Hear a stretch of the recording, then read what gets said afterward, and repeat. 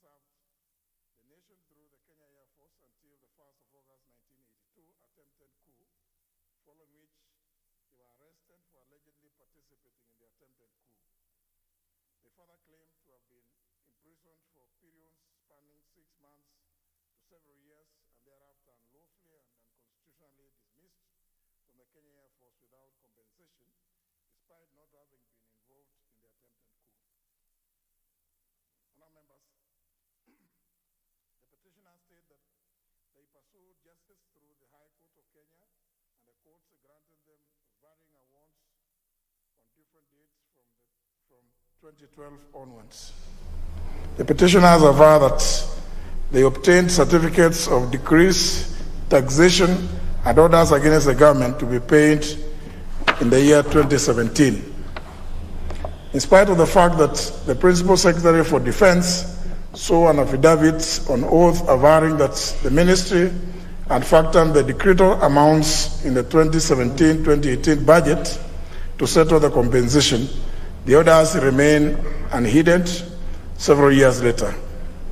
They are therefore worried that since most of their colleagues are senior citizens, aged above 65 years, have no capacity to fend for themselves, any further delay to be compensated will worsen their deteriorating conditions of life. Honourable members, the petitioners are therefore praying that the National Assembly allocate to the Ministry of Defence such funds necessary in the 2021-2022 financial year for compensation and settlement of decreed debts and the interest accrued thereof to the ex-Kenya Air Force officers who were dismissed in 1982. Honourable members, having determined that the matters raised by the petitioners are well within the authority of this House, I order that pursuant to the provisions of Standing Order 227, the petition be committed to the Budget and Appropriations Committee. The committee is required to consider the petition and report its findings to the House and the petitioners in accordance with the provisions of Standing Order 227, subsection 2. The committee may also consider proposing necessary adjustments to the 2021-2022 budget for the relevant vote or votes so as to accommodate the prayers of the petitioners should they find them being capable of being accommodated. I thank you, honourable members. Next.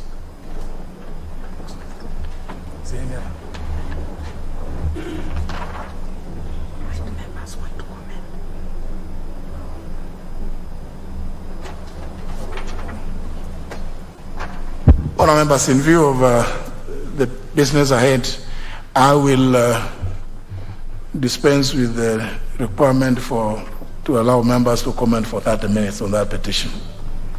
So the petition was just committed to the Committee on Budget. Let's proceed.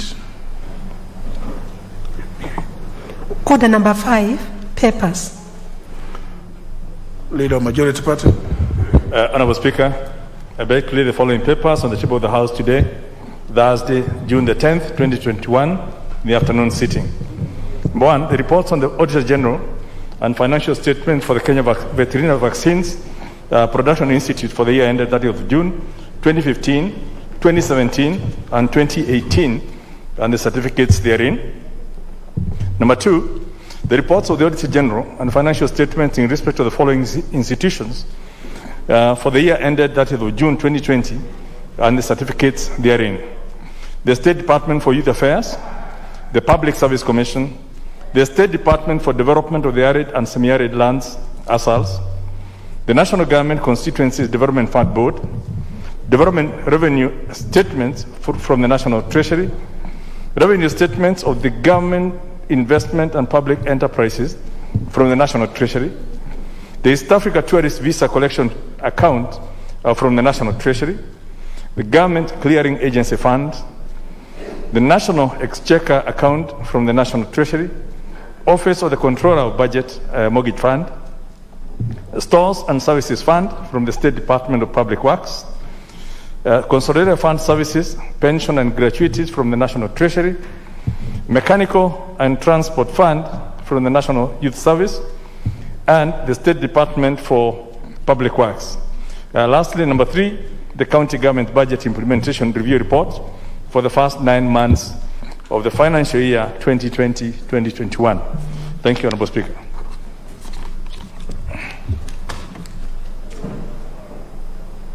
Next order.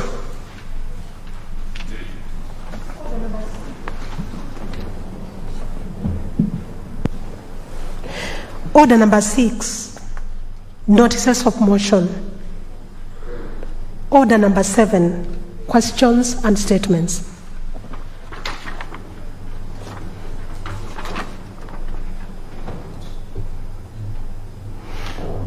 First segment, questions. The first question is by the member for Kajiado North, the Honorable Joseph Manche.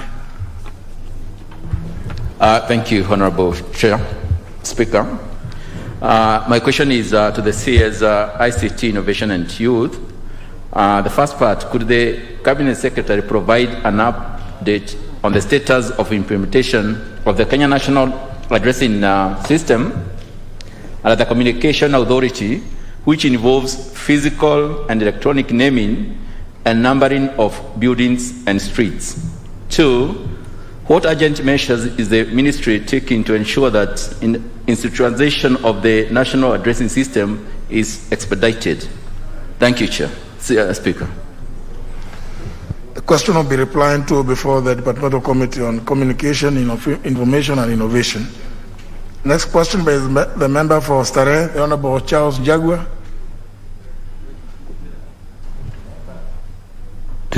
Thank you, Mr. Speaker. I rise to ask question 182 of 2021, directed to the Cabinet Secretary for Interior and Coordination of National Government. 1, could the Cabinet Secretary provide a status report on the investigations into an accident that occurred on 5th May 2021 near Pangani Girls High School along Juja Road involving an ambulance registration number KCY 015S belonging to Medhill Group of Hospitals, which led to death of Peter Oduor of National ID 2176-4388. 2, could the Cabinet Secretary undertake to ensure that the matter will be fully investigated with a view of ensuring justice for the victims and compensation for the life lost? Thank you, Mr. Speaker. All right. Question will be replied to before the Departmental Committee on Administration and National Security. Last question by the member for Saboti, Honorable Caleb Amisi. He had indicated that he had given authority to the Honorable Jagua to ask on his behalf. Thank you, Mr. Speaker. I rise on behalf of Honorable Caleb Amisi to ask question 183 of 2021 to the Cabinet Secretary for Defense. 1, could the Cabinet Secretary elaborate the steps the Ministry is taking, if any, to ensure the successful rescue of Gershon W. Wasike, a member of the Kenyan Defense Forces, KDF number 64809, who was taken hostage in 2006 by the Al-Shabaab terror group in Somalia? 2, could the Cabinet Secretary explain the government policy regarding the rescue of Kenya prisoners of war? Thank you, Mr. Speaker. It's 2016, not 2006. 2016. That's what it reads. Very well, the question will be replied to before the Departmental Committee on Defense and Foreign Relations.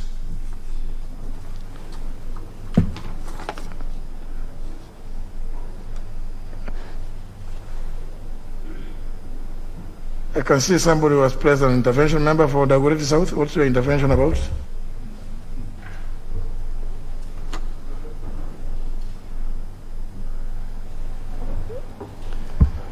Mr. Speaker, this is unintended. Thank you very much. Good.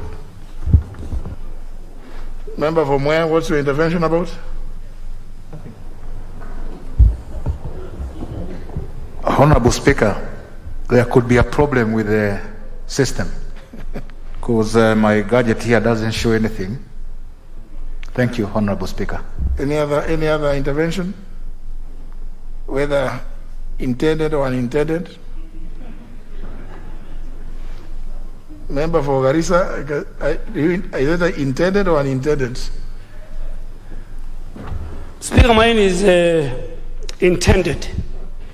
Speaker, 2.5 months ago, I seek a statement from the chairperson of Energy Committee on the matter of independent power producers and their role in the high electricity bill.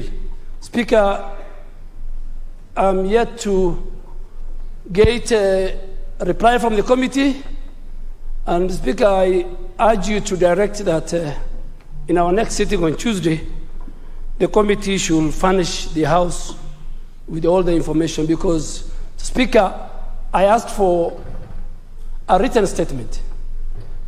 But the statement I got, Speaker, had 5 fundamental questions.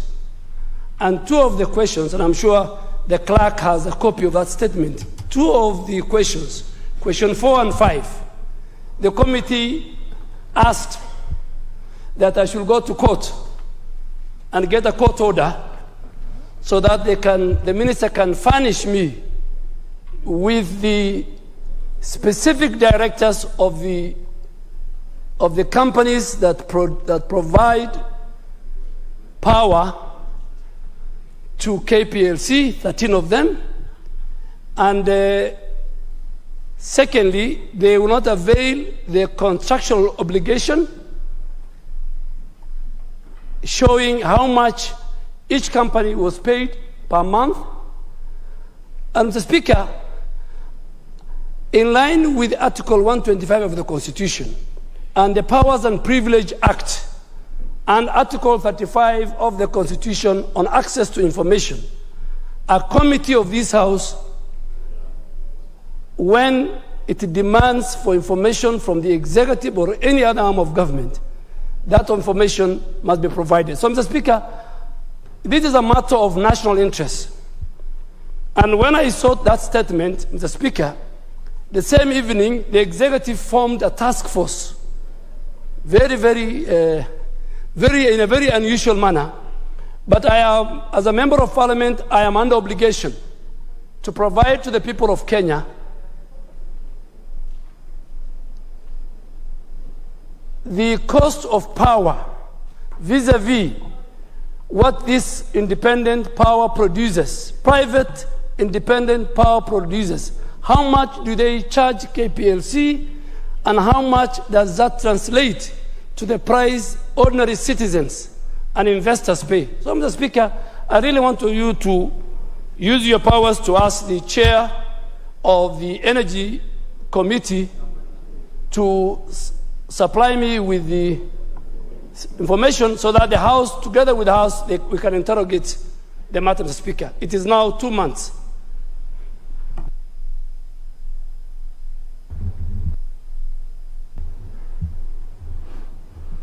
Well, the chair of the particular committee on energy, the member for Nakuru Town East, Honorable Gekaria,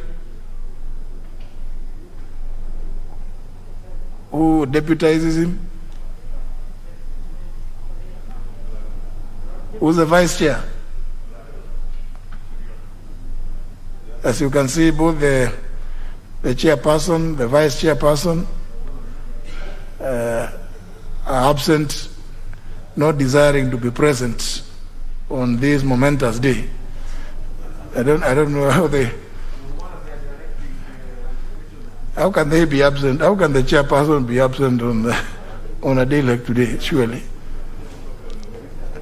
maybe they should have come here. The House was sitting yesterday, so they cannot be said to be on the way from their villages.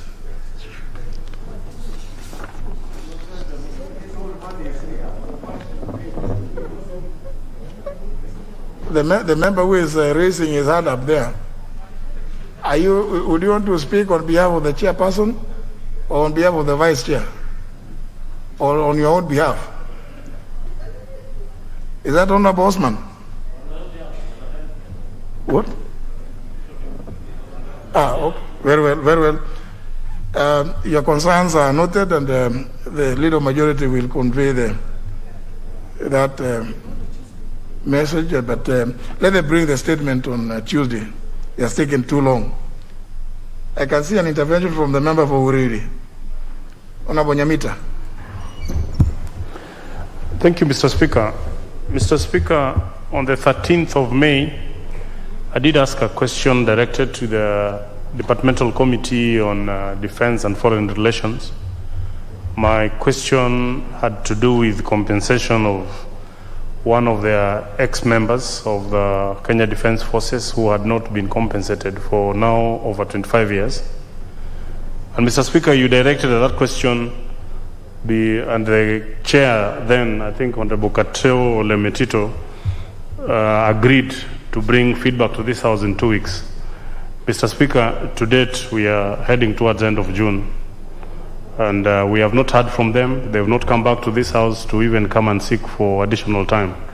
I'm seeking your intervention so that they probably fast track this, because the people on whose behalf I was petitioning are waiting for this feedback. You want the petition which you have just read out. Perhaps it could be addressed in that petition, is it? If it could be covered also, because mine was specific and I gave out all the details. So if they could address as probably they are responding to this, I would appreciate it. Although the question was really not directed to the chairman, it was directed to the minister, the cabinet secretary. Yes, thank you, Mr. Speaker. And Mr. Speaker, I was indeed very glad when you referred that petition to the Budget and Appropriation Committee, because we have, a long list of ex-army officers who are having such claims, as alluded to by the Honorable Nyamita. But Mr. Speaker, it's also good to note that these cases, because they all ended up being in court, from the court martial to the High Court, and High Court actually cleared those officers, awarded them those damages. But when you inquire from the government, especially from the Ministry of Defense, and specifically from the Attorney General Office, they say there is a pending appeal. Government had appealed for such judgment, and there are so many, and they actually colossal sum of money, a lot of money, that were awarded to those ex-officers, ex-army officers. So now, going to the Budget Committee, it is the Budget Committee that has got powers in this House to do appropriation. So the case of the Honorable Nyamita, I'm very sure it will be covered there, where the Budget Committee will look into the judgment of the High Court and whether there is any live appeal in the Court of Appeal on the same matter, and then they will make an informed decision. Thank you, Mr. Speaker.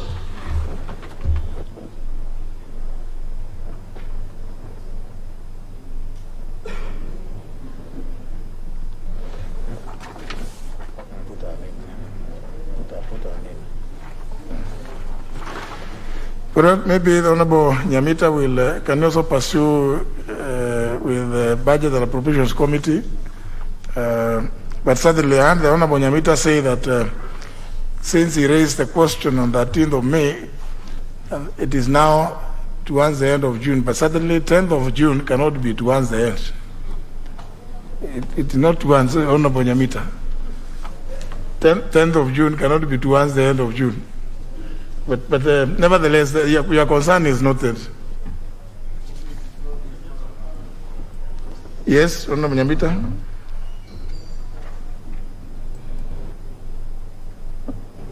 Mr. Speaker, whereas I appreciate the feedback from the Chair of Defense and Foreign Relations, I think it would be justice if the committee at least looked into the matter instead of generalizing and saying that I think, in this House, the Chair cannot come and say, I think that petition, when they are seized of that very question that I asked. They need to find out the details. If then it requires the intervention of the Budget and Appropriations Committee, Mr. Speaker, where I also sit, then he will bring it. But to just dismiss it without even having the benefit of looking at it, I think we might be directing it to the wrong committee, because mine was not exactly as a petition that you had earlier raised. So I just want to urge that probably they look into it, they find out facts, because it is them who can be able to tell us whether the respective department has lodged an appeal.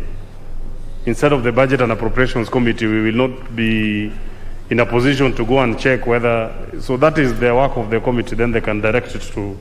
You can get that. Honorable Katolo Mitito, can you bring on Thursday a specific response as to whether or not, in respect to the question raised by the Honorable Nyamita, whether the state did appeal, and if they did, the status of the appeal for the comfort of the honorable member by Thursday.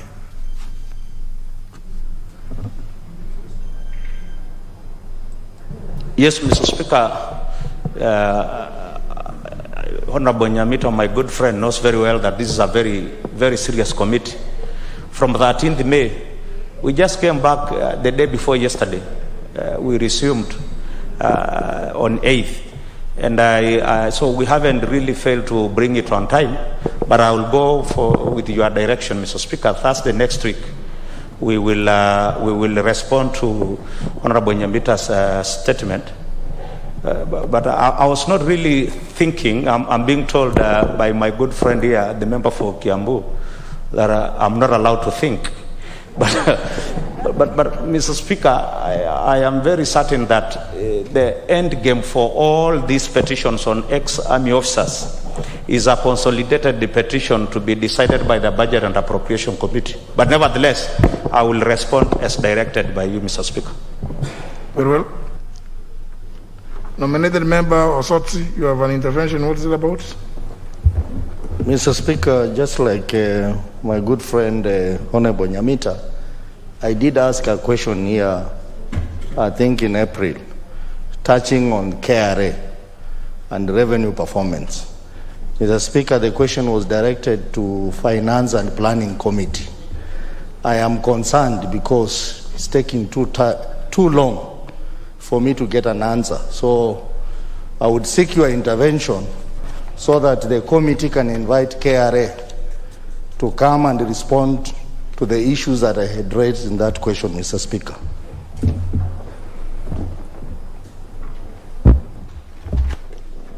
Chair of Budget, Honorable Wanga. Finance and Planning. Thank you, Honorable Speaker. I'm really surprised by the Honorable Sotsi, because I have been in constant communication with him. He himself came to me and he told me when we had invited KRA to come and respond that he was not going to be available to come and listen to the answer to that question, Honorable Speaker. And he asked me to postpone it indefinitely until he's available. So I'm really surprised for the Honorable Sotsi to come and mention this on the floor as if the committee has not moved on the matter. Honorable Speaker, he who comes to equity must come with clean hands. So, Honorable Speaker, I'm really surprised. I invited KRA. KRA were ready to come. Honorable Sotsi approached me. He told me he was not available on the day and that I should postpone it until a date that he is available. I am just waiting for him to come back and tell me when he is available. So, Honorable Speaker, to come and raise the matter here on the floor and to make the committee look incompetent is out of order, Honorable Speaker. I request the Honorable Speaker to find him out of order. And he had better just be quiet. Thank you, Honorable Speaker. Honorable Sotsi, you know, what has been stated by the Chair of Finance is the staff that should see you be thrown out of the chamber, because it is not fair. It's not fair that you can approach the chair of the committee to postpone your question and then come to complain here. Is that so? Because as she says, then your hands will look extremely dirty. Mr. Speaker, I want to be very clear. Yes, indeed, I've been in touch with the Chair of Finance. And yes, at some point, I said I was not going to be available because I was going to be out of town. But I never said that the question should not be asked. So I will be more than willing for the committee to still invite the respondent to respond to the question. So I never said that since I was not available for a particular time, I was not going to available any other time. Mr. Speaker, I'm available any other time, and I'm keen to get answers to the question. The same way that you approach the chair to postpone is what you should have done. But to come and raise it here is to put the committee, to cast aspersions actually on the committee that they are sitting on your question. And that's the point. The point being made by the Honorable Wanga is you approached her to postpone the question. And she says she was waiting for you now to go back and say when it is you are available. Now you come here and start saying that the committee has not responded. Yeah, actually, you should actually apologize to the committee. Honorable Sotsi. Apologize to the committee. Apologize to the committee. Mr. Speaker, it's very clear that I've been in touch with the Chair of Finance, whom I respect a lot. It's only that at one point I was not available, and I'm sorry for all that confusion. But, Mr. Speaker, through your intervention, I would still request that if opportunity is available, I would be very keen to get responses to my question, Mr. Speaker. In the same way you approached her, go and approach her to set a date for the question to be answered. I think, honourable members, let's proceed with business. This you can see now, members think is an occasion for, I don't know what's the cause for excitement. Because you can see you may have forgotten because of the long holiday. You see the Honourable Sotsi forgot he is the one who requested for the postponement of the question. Honorable Jaldesa, what's your intervention about?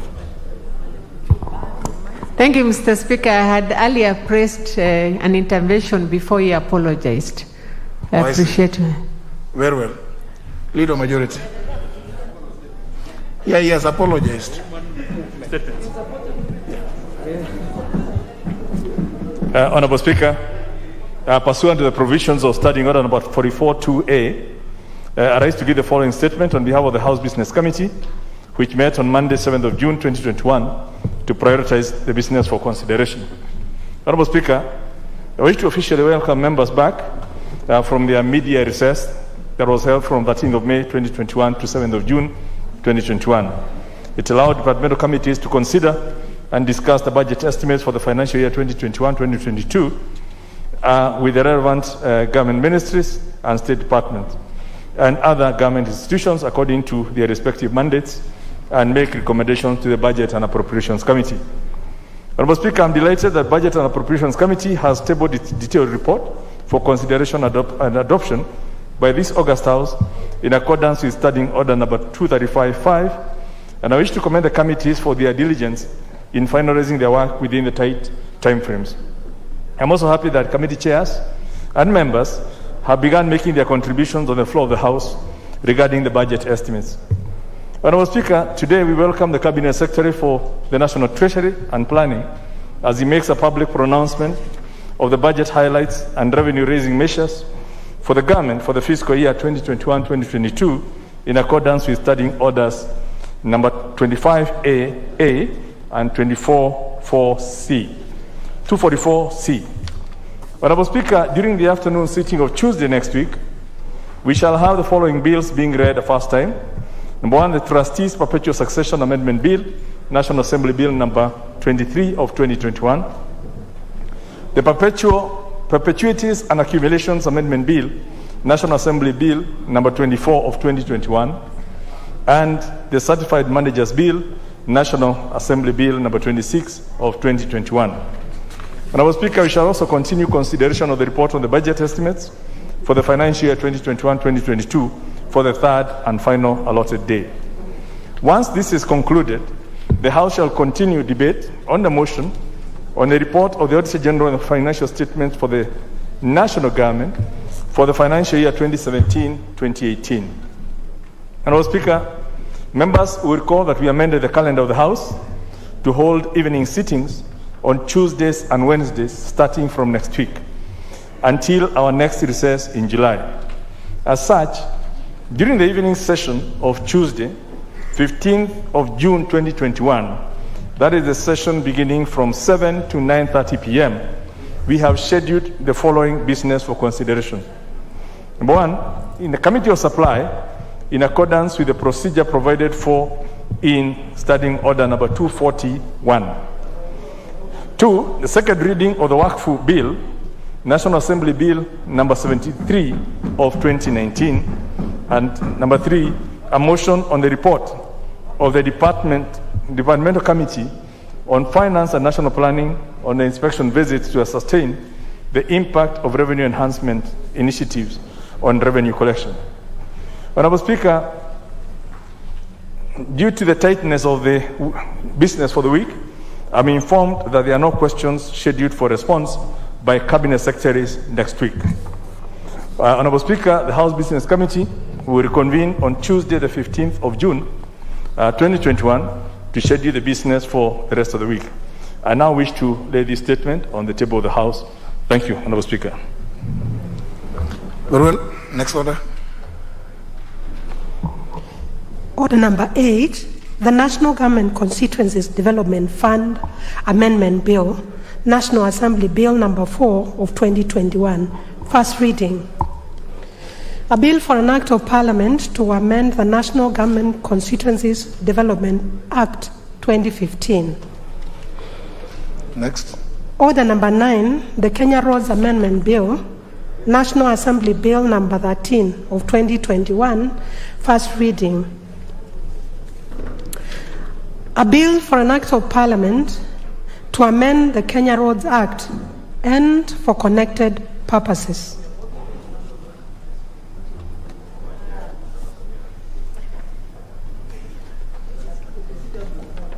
That's all. General, honour members, this is communication number 27 of 2021, which deals with interruption of business for delivery of the highlights of budget estimates for the financial year 2021-2022. Honour members, as you are aware, this week the House has been considering the report of the Budget and Appropriations Committee on the budget estimates for the national government, Parliament, and the judiciary for the financial year 2021-2022. This process will proceed to the Committee of Supply, which will allocate funds to various votes and programs under the three arms of the national government. Ultimately, the process comes to an end upon the passage and enactment of the Annual Appropriations Act, which anchors the respective allocations in law and authorizes the attendant withdrawals from the consolidated fund. Honour members, as part of this process, Section 40, Subsection 1 of the Public Finance Management Act of 2012, read together with Standing Order 244, Paragraph C, requires the Cabinet Secretary for the National Treasury to make a public pronouncement of the budget highlights and revenue-raising measures of the national government. For this reason, I have shortly been interrupting business of the House to allow the Cabinet Secretary for the National Treasury and Planning to discharge this obligation. Honourable members, before I do so, allow me to recognize the following Cabinet Secretaries who are seated in the Speaker's row for this occasion, being led as of the time we were sitting, Mr. James Macharia, EGH Cabinet Secretary for Transport, Professor Margaret Kobia, EGH Cabinet Secretary for Public Service, Mrs. Cecily Kariuki, Cabinet Secretary for Water, and several other dignitaries.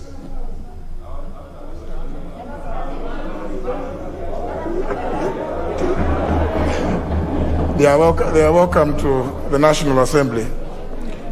Honour members, I also wish to recognize the Governor of the Central Bank of Kenya, Dr. Patrick Njoroge, as well as representatives from the judiciary led by the Commissioner Evelyn Olwande, who's accompanied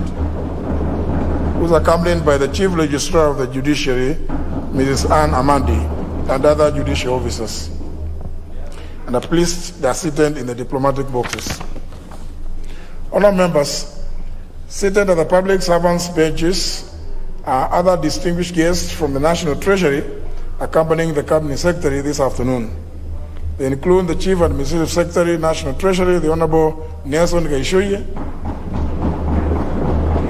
the Chief Administrative Secretary, Planning, Mr. Eric Simiu Wafuho, and the Principal Secretary, National Treasury, Dr. Julius Muya. Finally, may I also recognize our very own Mrs. Phyllis Macau, the Director of the Parliamentary Budget Office, who is also seated at the public servants' benches. Please join me, members, in welcoming them to the National Assembly this afternoon in our usual manner.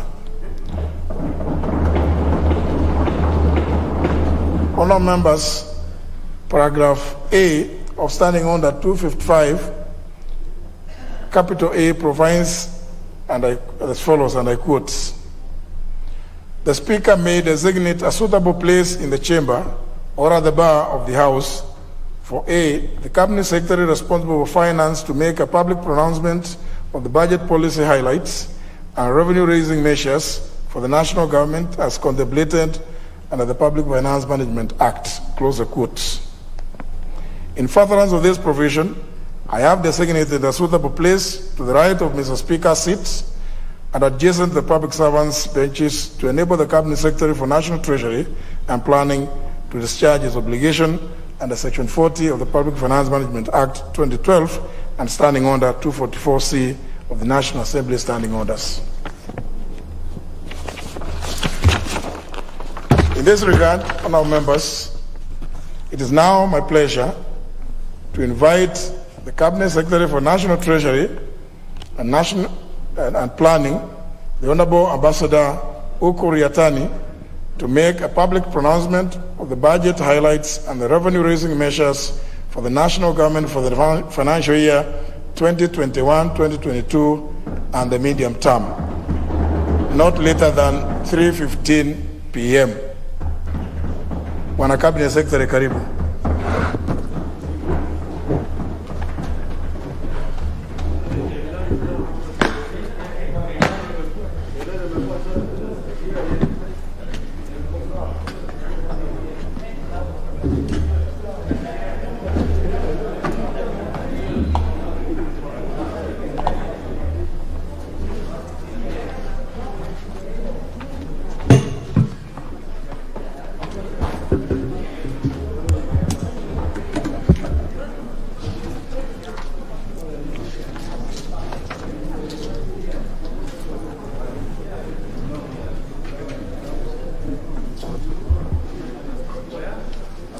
Mr. Speaker, it is once again a privilege for me to present to this Honourable House and the people of Kenya highlights of the budget policy and the revenue-raising measures for the financial year 2021-22.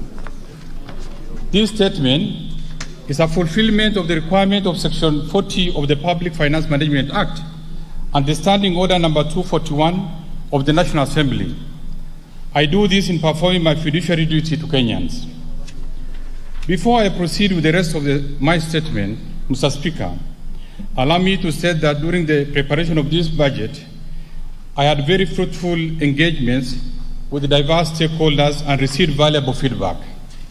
The breadth of the stakeholders spanned from the government ministries, departments and agencies, county government, committees of this House, development partners, private sector, and Kenyans from all walks of life. I extend my sincere gratitude to them for their views and useful suggestions which inform the priorities of this budget. Mr. Speaker, pressing concerns raised by Kenyans during the consultation process revolved around the impact of COVID-19 and its containment measures. Kenyans were concerned about the high cost of COVID-19 treatment and availability of vaccines, in addition to food security, high cost of living, and employment levels among the youth. In addition, Kenyans raised concerns about the general levels of poverty and inequality, as well as increased public debt. Mr. Speaker, at the outset, I wish to assure Kenyans that these concerns have been considered, and I will be elaborating specific interventions later in this statement. Mr. Speaker, as we recall, following the outbreak of COVID-19 pandemic in March last year, the government instituted containment measures to curb the spread of the virus and save lives. To cushion Kenyans and businesses, the government rolled out specific fiscal interventions, including reduction of pay-as-you-earn and corporate tax from 30 to 25%, value-added tax from 16 to 14%, and turnover tax from 3 to 1%. The government also offered 100% tax relief to Kenyans earning below Kenya shilling 24,000 per month. In addition, the government enhanced cash transfer allocations to the vulnerable segment of the society, including the emerging urban vulnerable. Mr. Speaker, the government further implemented various monetary policy measures to enhance access to credit by the private sector. These included reduction of the central bank rate from 8.25 to 7% and lowering of the cash reserve ratio from 5.2 to 4.2%, thereby injecting an additional shilling 35 billion to the money market. Further, during this period, commercial banks were allowed flexibility with regard to requirements for loan classification and provisioning. Mr. Speaker, to spur economic activities in the country, the government implemented a comprehensive economic stimulus program targeting activities in infrastructure, education, health, business liquidity, agriculture and food security, tourism, manufacturing, environment, water and sanitation. Mr. Speaker, in spite of these interventions, a lot remains to be done in order to deal with the challenges of unemployment among our youth, as well as high poverty and income equality levels that have been aggravated by the COVID-19 pandemic. Our rallying call in this year's budget is therefore job creation through continued and sustained economic growth. To strengthen this position, we shall implement comprehensive economic recovery strategy that will expand economic activities and address these challenges. Mr. Speaker, the private sector remains key to employment creation and poverty reduction in the country. In order to expand the scope and pace of policy interventions and enhance access to credit by businesses, the government established the Credit Guarantee Scheme to de-risk lending to the micro, small, and medium enterprises. Mr. Speaker, the plight of the vulnerable in our society, particularly the emerging urban vulnerable, remains a key concern for our government. In order to cushion this particular group, the government will enhance cash transfer allocations and institute other targeted interventions in this budget. Mr. Speaker, the COVID-19 pandemic has triggered one of the worst health and economic crises of our time. The pandemic overstretched our health systems, and in line with the advisory of the World Health Organization, the government implemented appropriate interventions to save lives. The response has undoubtedly strengthened our healthcare system through provisioning of necessary medical supplies, installation of modern equipment, and deployment of more health personnel. In addition, in March 2021, the government launched the National COVID-19 Vaccination Program, initially targeting the frontline workers and other highly vulnerable groups. As at end of May 2021, about 1 million persons had received the first vaccine dose. In order to facilitate further rollout of vaccines to create herd immunity, we propose to allocate Kenya shilling 14.3 billion in the financial 2021-22. This is in addition to Kenya shilling 7.6 billion appropriated in the current budget. Mr. Speaker, to enhance access to affordable medical and equipment for management of COVID-19 and chronic diseases, I will later in this statement be proposing tax relief measures on the various pharmaceutical products and medical equipment. Mr. Speaker, the containment measures instituted by the government to stem the spread of the virus and save lives adversely affected economic activities and revenue performance. To stimulate economic activities and enhance government's ability to respond, we prioritized health and social expenditures and formulated an economic recovery strategy program that targeted, first, enhancing our ability to respond to the COVID-19 pandemic. Second, reducing debt vulnerabilities through a revenue-driven fiscal consolidation with a view to stabilizing debt-to-GDP ratio over the medium term. Third, implementing targeted policy, legal and institutional reforms, while at the same time addressing vulnerabilities in the state-owned enterprises worsened by the COVID-19 pandemic. And fourth, strengthening the monetary policy framework and financial stability. Mr. Speaker, under this program, we plan to reduce the level of fiscal deficit from 8.7% of GDP in the current budget to 7.5% of GDP in the financial 2021-22, and further to 3.6% of GDP in the financial year 2024-25. This will be a 5.1% reduction in fiscal deficit over the next 4 years, thereby slowing the annual growth of debt. Upon our request, this economic recovery program is supported by multilateral and bilateral development partners, with the International Monetary Fund providing financial resources amounting to US $2.34 billion over the next 3 years. Further, Mr. Speaker, in response to the COVID-19 pandemic, the G20 countries extended support to developing countries by offering debt service suspension under the G20 Debt Service Suspension Initiative framework. The fiscal space created under this initiative is to increase social, health, and economic spending in response to the COVID-19 crisis.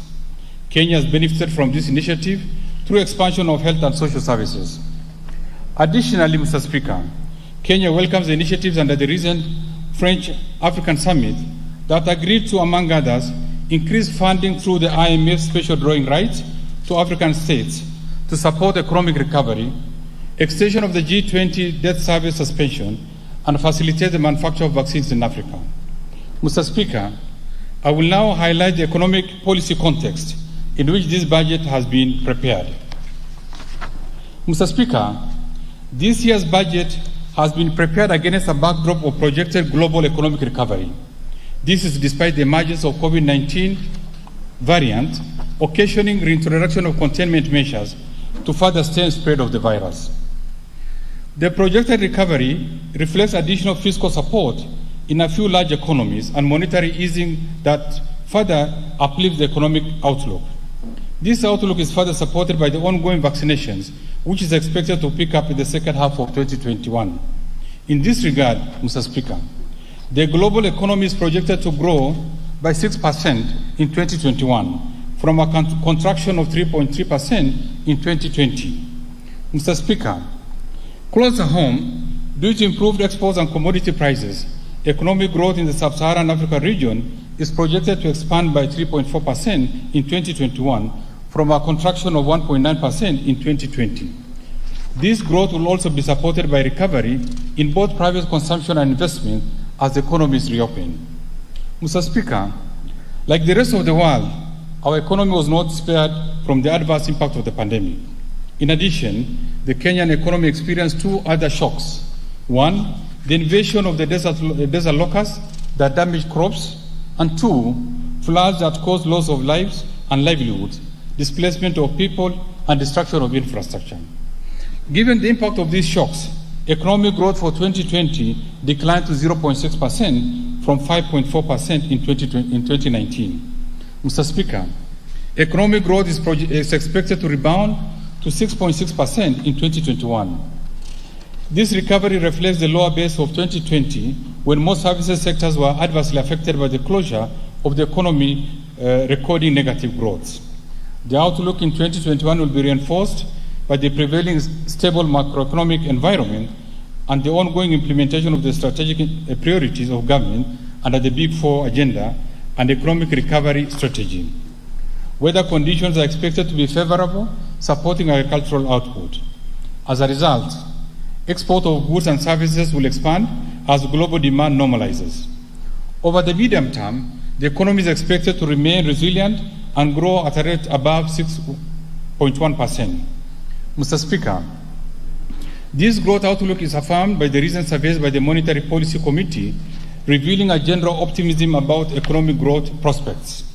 In addition, the recent IMF mission to Kenya noted that economic recovery is underway and estimates economic growth consistent with our projections. Mr. Speaker, to support this growth outlook, we shall continue to maintain macroeconomic stability. Inflation, which stood at 5.9% in May 2021, is expected to remain within the target range of 5%, with a margin of 2.5 on either side, supported by prudent fiscal and monetary policies. Interest rates will be expected to remain low and stable, supporting growth of private sector credit. The balance of payments is also expected to be strong, with the current account balance projected to remain at 5.2% of GDP. Further, the rebound in horticulture and tea exports, as well as increased inflows of remittances, will support build-up of adequate levels of official foreign exchange reserves, creating buffers against short-term shocks in the foreign exchange market. Mr. Speaker, the aforementioned economic outlook may be affected by emerging domestic and external risks. The emergence of new COVID-19 variants could lead to reinstatement of containment measures, disrupting among others trade and tourism. In addition, Mr. Speaker, adverse weather conditions could lead to low agricultural output. Further, increased public expenditure pressures, particularly wage demands, could put a strain to the fiscal space. Mr. Speaker, the government will continue to monitor these developments and take appropriate policy interventions to safeguard the economy where there is to materialize. Mr. Speaker, having outlined the economic policy context for this budget, we have carefully reflected on a theme that will resonate with our strategies to protect lives and livelihoods during this period of COVID-19, cushion the vulnerable, and support economic recovery for employment creation and poverty reduction. In this respect, we have framed the theme for this budget as building back better, a strategy for resilient and sustainable economic recovery and inclusive growth. Mr. Speaker, the next section of my statement will give highlights of the policy priorities of the government and the strategy for economic recovery. I will later provide highlights of the fiscal framework underpinning the budget, spending priorities, and the proposed tax policy measures. Mr. Speaker, the implementation of Big Four agenda remains a high priority and critical to the economic recovery. In this regard, the government will fast-track implementation of programs and projects under the Big Four agenda to enhance food and nutritional security, achieve universal health care, provide affordable housing, and support growth of manufacturing sector for job creation.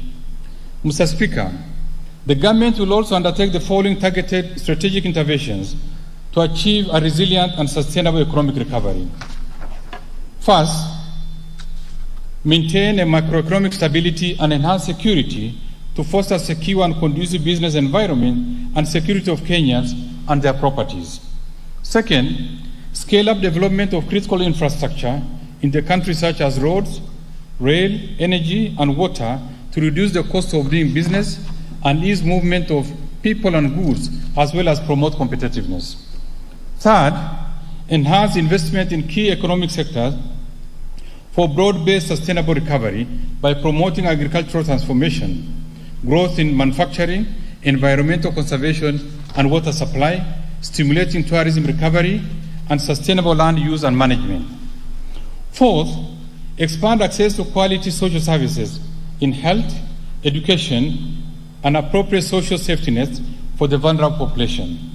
Fifth, support the youth, women, and persons living with disability through government-funded empowerment programs that leverages on partnerships with the private sector organization. Sixth, support county government through transfer of shareable revenues to strengthen their systems and capacity in service delivery. And lastly, implement various policy, legal, and institutional reforms to enhance efficiency of public service delivery.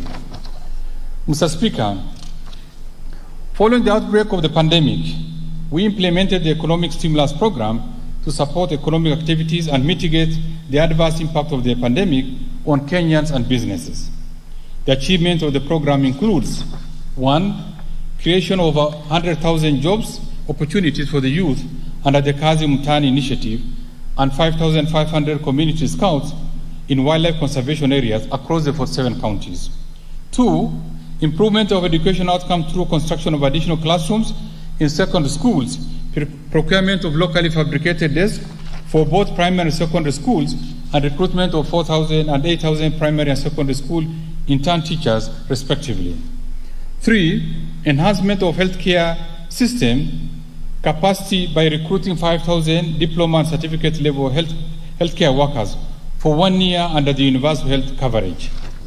4, enhancement of liquidity to businesses through payment of VAT refunds of shilling 10 billion and clearance of pending bills of shilling 13.1 billion. 5, de-risking of lending to micro, small and medium enterprises by providing shilling 3 billion to the credit guarantee scheme as a seed capital. And 6, cushioning the vulnerable, particularly the emerging urban vulnerable, with an additional shilling 10 billion to the cash transfer program. Mr. Speaker, building on the success of the aforementioned interventions, the government is now set to implement an elaborate economic recovery strategy that aims to reposition the economy on an inclusive and sustainable growth trajectory. The strategy seeks to enhance resource mobilization to ensure sustainable funding of our development programs from diverse sources, including public-private partnership and lease financing. The strategy will also support the role of the private sector in the economy and further facilitate credit access by micro, small, and medium enterprises through the credit guarantee scheme. Under the strategy, the government will upscale investment in ICT and digital infrastructure in order to facilitate e-commerce and efficient delivery of public services. The government shall also promote local production processes and domestic supply value chains and strengthen social protection through targeted policy interventions and programs. Mr. Speaker, undoubtedly, successful implementation of this strategy will enable us realize the aspired economic growth, create employment, and narrow income inequalities. I will later in this statement propose budget allocations to the government priority areas.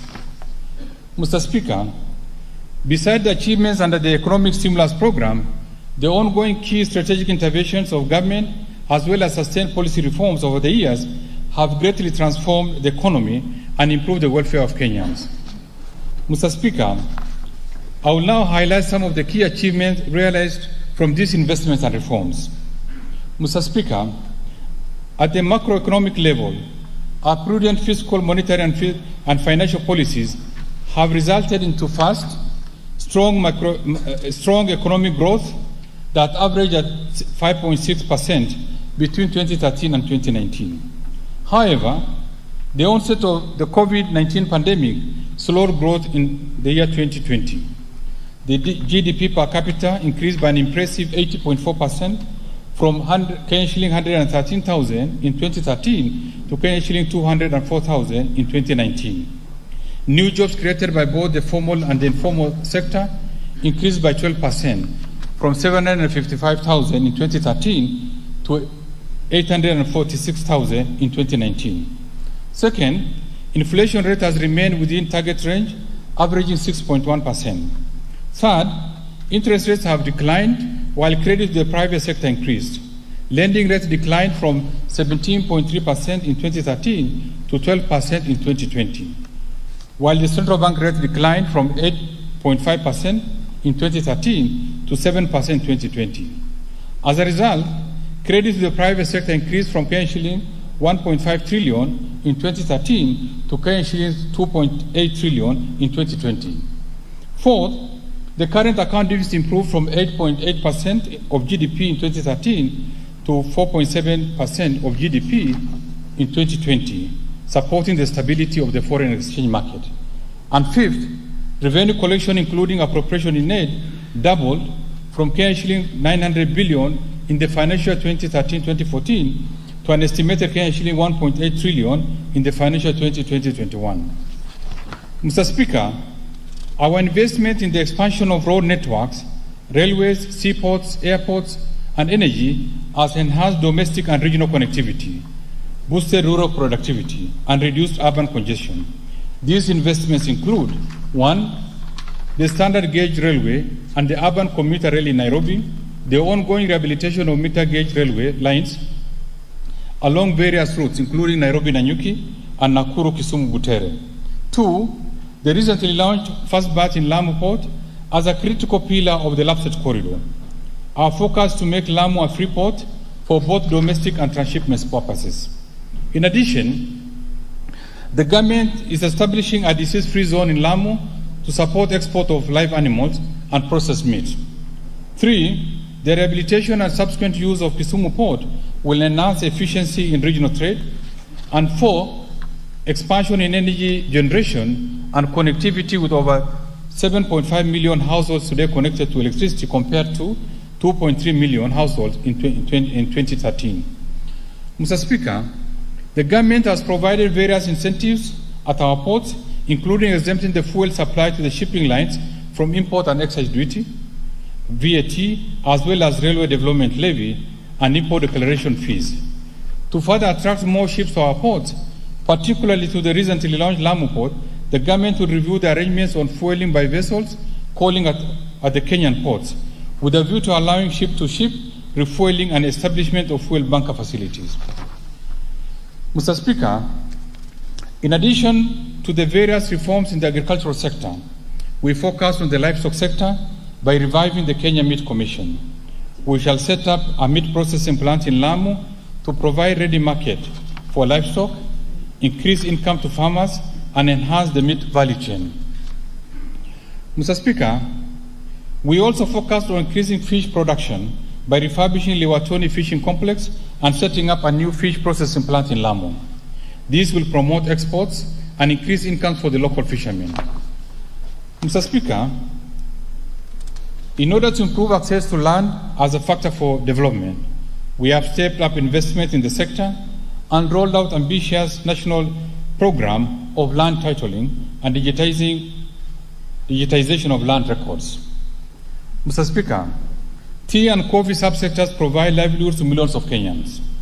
Despite its contribution, the foreign exchange earnings, the returns to farmers have been declining due to low productivity, high input cost, low levels of value addition, and weak regulatory and institutional framework. Under the ongoing reforms in the coffee and tea sectors, I'll be proposing further measures to enhance competitiveness of these subsectors. With regard to manufacturing, Mr. Speaker, the government has revived and transformed textile, leather, and automobile industries, which have in turn created jobs for our youth. The full operationalization of special economic zones in Dongokundu, Naivasha, and Kisumu will support local industries, industrial activities, and unlock additional employment opportunities. Mr. Speaker, the government over the years has supported local assembly of motor vehicles and motorcycles by providing various tax incentives. This includes removal of excise duty on locally assembled motor vehicles, duty-free importation of complete knockdown kits, and reduced corporate tax from 30 to 15% for the first 5 years of operation. I am pleased to note that the industry has responded positively to these interventions, and to date, we have approved 13 motor vehicle and 17 motorcycle assemblers. These local assemblers have created employment opportunities while also saving the country substantial foreign exchange. Mr. Speaker, whereas assembly of commercial vehicles have registered tremendous growth, the passenger category of motor vehicles remains underdeveloped. This category is still dominated by imported used vehicles, comprising over 70% of passenger vehicles, which is largely attributed to the high cost of assembly. In this regard, the government is working on a framework to support the assembly of affordable passenger vehicles. Further, the government, in consultation with the stakeholders, is in the final stages of instituting comprehensive policy and administrative reforms to fully entrench local assembly of motor vehicles and motorcycles. Mr. Speaker, While we have made tremendous progress as a nation, we remain alive to the structural constraints that impede the pace of economic development. Aware that a resilient and sustainable economic recovery is indeed predicated on timely implementation of appropriate policy, legal, and institutional reforms, I propose the following interventions to improve the business environment, increase efficiency in public service delivery, and strengthen accountability and transparency in public finance management. On procurement, Mr. Speaker, this House approved the Public Procurement and Asset Disposal Regulation 2020 that came into effect in July 2020. With this regulation, it's now easier for procuring entities to meet the specified requirements of bilateral and multilateral agreements on technology and knowledge transfer, local content, and employment quotas, among others. For smooth implementation of the regulations, we have conducted capacity building in all 47 counties. I therefore direct procuring entities to fully comply with these regulations. Mr. Speaker, in order to ensure efficiency in procurement process and facilitate access by micro, small, and medium enterprises, the government has reviewed consolidation policy on procurement of ICT equipment and related services. In this regard, procurement of ICT equipment and related services will be decentralized to various ministries, departments, and agencies with effect from 1st July 2021. Mr. Speaker, last year, we began the process of automating public procurement through an end-to-end electronic procurement system. So far, we have developed an implementation strategy that re-engineers all public procurement processes, including functional and technical requirements. In order to actualize this initiative, 31st December 2021 will be the final date for rolling out the electronic government procurement system and therefore discontinuation of the manual procurement processes. In this regard, the government will realize savings as a result of greater efficiency, reduced operational costs, enhanced transparency and accountability through increased bidding participation. Mr. Speaker, to support our local contractors and undertake construction of infrastructure projects, we have proposed changes to the contracting framework through the Public Procurement and Asset Disposal Bill 2020. The bill before this House proposes, among others, to allow award of contract to multiple bidders. This indeed will support local firms and accelerate the delivery of services. Mr. Speaker, given the prevailing business environment due to the adverse impact of COVID-19 pandemic, there's an urgent need to evaluate the financial position and governance of key state corporations and institutions. It is in this respect that the government is exploring targeted reforms to strengthen these institutions, including public universities. Mr. Speaker, in the interim, the government provided financial support to strategic institutions, including Kenya Airways, Kenya Power and Lighting Company, and Postal Corporations of Kenya, which were indeed in dire need of cash to meet critical obligations. Mr. Speaker, we have developed a robust information management system to strengthen the statutory role of the National Treasury in financial and operational oversight, as well as the financial risk analysis for state corporations. Mr. Speaker, you may recall that the government introduced cost sharing in public universities in the year 1991. At that time, government funding to public universities per year was set at Kenya shilling 120,000 per student. Of this, government capitation per student was Kenya shilling 70,000, while students contributed Kenya shilling 50,000 through loan funding from Higher Education Loans Board, out of which Kenya shilling 16,000 catered for tuition fees. This is less than half of tuition fees paid currently by students in various colleges of technical and vocational education and training institutions. The ideal cost of training a student in a university has increased from Kenya shilling 120,000 to about Kenya shilling 200,000 per year, and therefore the prevailing funding arrangement introduced in 1991 is unsustainable. Under the current arrangement, universities have not only experienced financial constraints, but have also been unable to continuously honor their statutory obligations. Mr. Speaker, in order to ensure sustainability and self-reliance of public universities, the Ministry of Education is expected to engage stakeholders beginning July 2021 with a view to addressing this matter. Mr. Speaker, delays in payment or pending bills to businesses who provide services to both national and county government has affected liquidity and operation of these entities. In a number of cases, this has led to closure of businesses and affected livelihoods of the suppliers. Though progress was made in settlement of these bills by the national government, we still have challenges with the county government that still owe various suppliers huge amounts. In this regard, I direct government ministries, departments and agencies and the county governments to clear all their pending bills by 30th June 2021. Mr. Speaker, I urge the House to support our efforts towards enforcing compliance in payment of all verified pending bills by the county government by backing our proposal under Article 225 of the Constitution of Kenya to temporarily stop transfers to county government that persistently fail to comply with the directive to clear pending bills. Mr. Speaker, the financial sector has remained stable and continued to make significant contributions to the economic growth. Our commercial banks continue to expand their businesses to the neighboring markets, including recent acquisitions in the Democratic Republic of Congo and the Republic of Uganda. The continued regional expansion will leverage on the trade and investment opportunities under the African Continental Free Trade Area. Mr. Speaker, in 2020, the Kenyan banking sector continued on its transformation journey that commenced 5 years ago, where the key pillar of the journey has been the strengthening of banks' business models, governance frameworks, and entrenching customer centricity in the operations. Mr. Speaker, at the outset of the COVID-19 pandemic in March 2020, the banking sector moved quickly to mitigate the impact of the pandemic on staff, customers, and the public and instituted emergency measures to support business continuity, use of digital channels to mitigate COVID-19 infection risk, enhance liquidity to businesses, as well as facilitate compliance with health and safety protocols. As a result, banks continue to provide uninterrupted banking services to customers mainly through digital channels.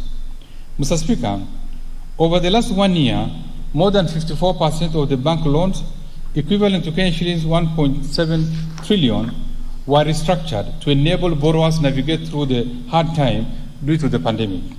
As we move to the recovery phase, the banking sector will be expected to play a pivotal role in supporting the recovery of enterprises. Mr. Speaker, to spur economic recovery, additional capital investments are required. In this regard, the recently established Nairobi International Financial Center Authority will play an important role and is expected to publish, before end of December 2021, a framework for attracting investments and innovative financial services into our economy and the region. Mr. Speaker, the high cost of mortgages, land acquisition, and housing unit has limited access to affordable housing. Nevertheless, government interventions are beginning to yield the desired results for affordable housing.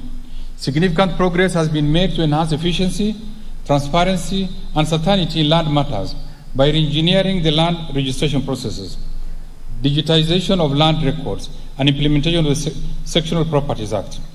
The government is also in the process of streamlining and simplifying the legal and regulatory process governing the housing sector and providing basic infrastructure services to developers. Further, the Kenya Mortgage Refinance Company is supporting the growth of residential housing market in Kenya by providing long-term funding to the mortgage lenders in order to increase affordability of mortgage loans to Kenyans.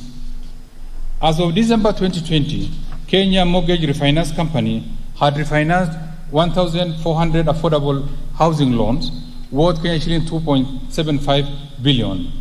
Mr. Speaker, the Kenya Mortgage Refinance Company is scheduled to issue an infrastructure bond by October 2021 to raise additional financing for its affordable housing finance objective.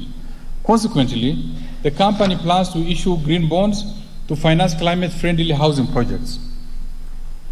Mr. Speaker, during the current financial year, the government operationalized the credit guarantee scheme by providing seed capital of shilling 3 billion to de-risk lending to micro, small, and medium enterprises. To this effect, the National Treasury signed credit guarantee agreements with 7 commercial banks who have now rolled out credit to micro, small, and medium enterprises. Mr. Speaker, to further promote access to affordable credit by micro, small, and medium enterprises, the government has committed to progressively raise the capital to shilling 10 billion. In this budget, I propose to allocate an additional shilling 2 billion to the scheme. Mr. Speaker, alongside the credit guarantee scheme, on account of improved business environment, the private sector has rolled out other innovative credit products targeting micro, small, and medium enterprises. Through these innovations, the banking sector had disbursed over shilling 20.8 billion to micro, small, and medium enterprises, equivalent to 0.7% of total gross loans by end of April 2021. Mr. Speaker, in order to unlock the full potential of digital lenders, the government has, through the Central Bank of Kenya Amendment Bill 2021, proposed to provide for licensing of digital credit service providers. This bill has been submitted to this House for consideration and approval. Mr. Speaker, capital markets play a critical role of channeling national savings and foreign capital inflows into the productive sectors. In order to enhance inclusivity and access to investment opportunities in the capital markets, I propose to amend the Central Depository Act to allow for opening of omnibus investment accounts by persons investing on behalf of others in the securities market. This will allow investment by individuals as well as collective investment by groups. Further, to improve efficiency in our capital markets and ensure fair administrative actions by the Capital Markets Authority, I propose to amend the Capital Markets Act to enable the Capital Markets Tribunal to hear and determine any appeal within 90 days. Mr. Speaker, following the Kenya Bankers Association and other industry players, we shall establish an electronic over-the-counter secondary market platform for government securities. This platform will help in deepening our domestic debt market, improve pricing efficiency and transparency in securities trading, thereby lowering yields and cost of credit in the economy. We expect the operations of the over-the-counter to be in place by June 2022.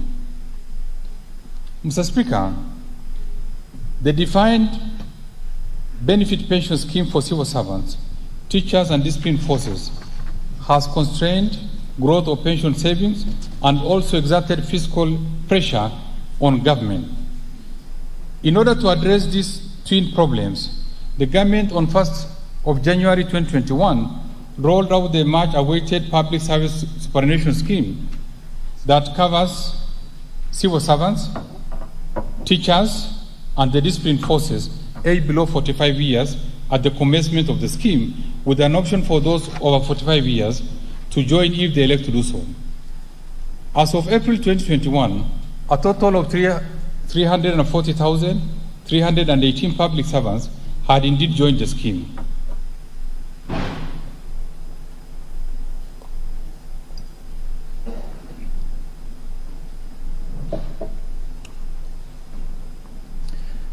Mr. Speaker, in the past, the processing of payment of pension benefits to retired public servants has neither been efficient nor timely, thus denying senior citizens regular incomes.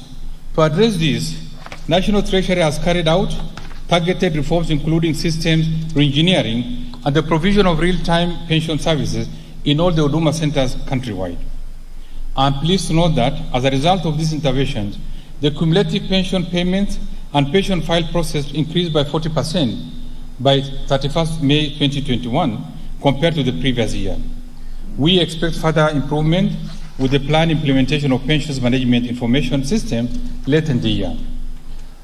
Mr. Speaker, given the disparities in the design of the various existing pension schemes and the attendant laws, it has become necessary that these laws be harmonized, hence the need for establishment of one national retirement policy.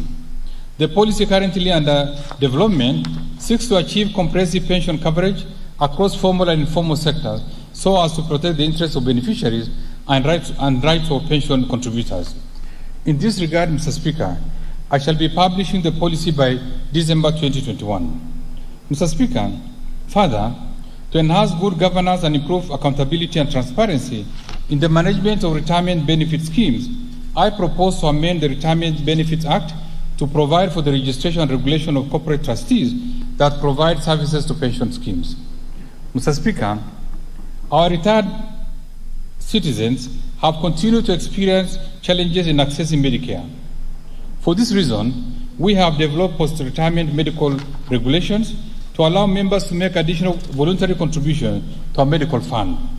This will enable retirees access the funds at the retirement or transfer a portion of it to a medical insurance provider. However, the existing regulations exclude post-retirement medical funds established under irrevocable trust by employers and service providers outside the retirement benefit scheme, popularly known as the standalone post-retirement medical funds. These funds have remained unregulated, thus adversely exposing members' funds. As such, I propose to amend the Retirement Benefits Act to provide for regulation of these funds. Mr. Speaker, majority of Kenyans in the informal sector are not covered by any pension scheme, making them vulnerable during old age. To address this, I undertook last year to establish a national informal sector pension scheme with a sustainable model that combines long-term savings with short-term needs, targeting the more than 15 million in the informal sector workers who have been excluded from the current pension arrangement. To this effect, I wish to report that necessary instruments to operationalize the scheme, including trust deeds and rules, business plan, and investment policy, have been prepared. We intend to roll out this scheme in the next financial year. Mr. Speaker, to reinforce realization of affordable housing, last year, we amended the Retirement Benefits Act and mortgage regulations to allow members to use part of their accumulated benefits to purchase residential houses. This will support members of retirement benefit schemes to own homes. In this budget, I propose to amend the mortgage regulations to allow members to utilize up to 40% or maximum of shilling 7 million of their accrued benefits to purchase a house under a tenant purchase basis by their pension scheme. Mr. Speaker, currently, foreign insurance brokers are excluded from the definition of brokers under the Insurance Act, thereby making them operate in the country without any controls, thus putting insurance and policyholders at risk. To address this, I propose to amend the Insurance Act to provide for the regulation of foreign insurance brokers. Mr. Speaker, classes of long-term insurance business were amended in 2009 to align with modern classification and bring into perspective the industry's current size.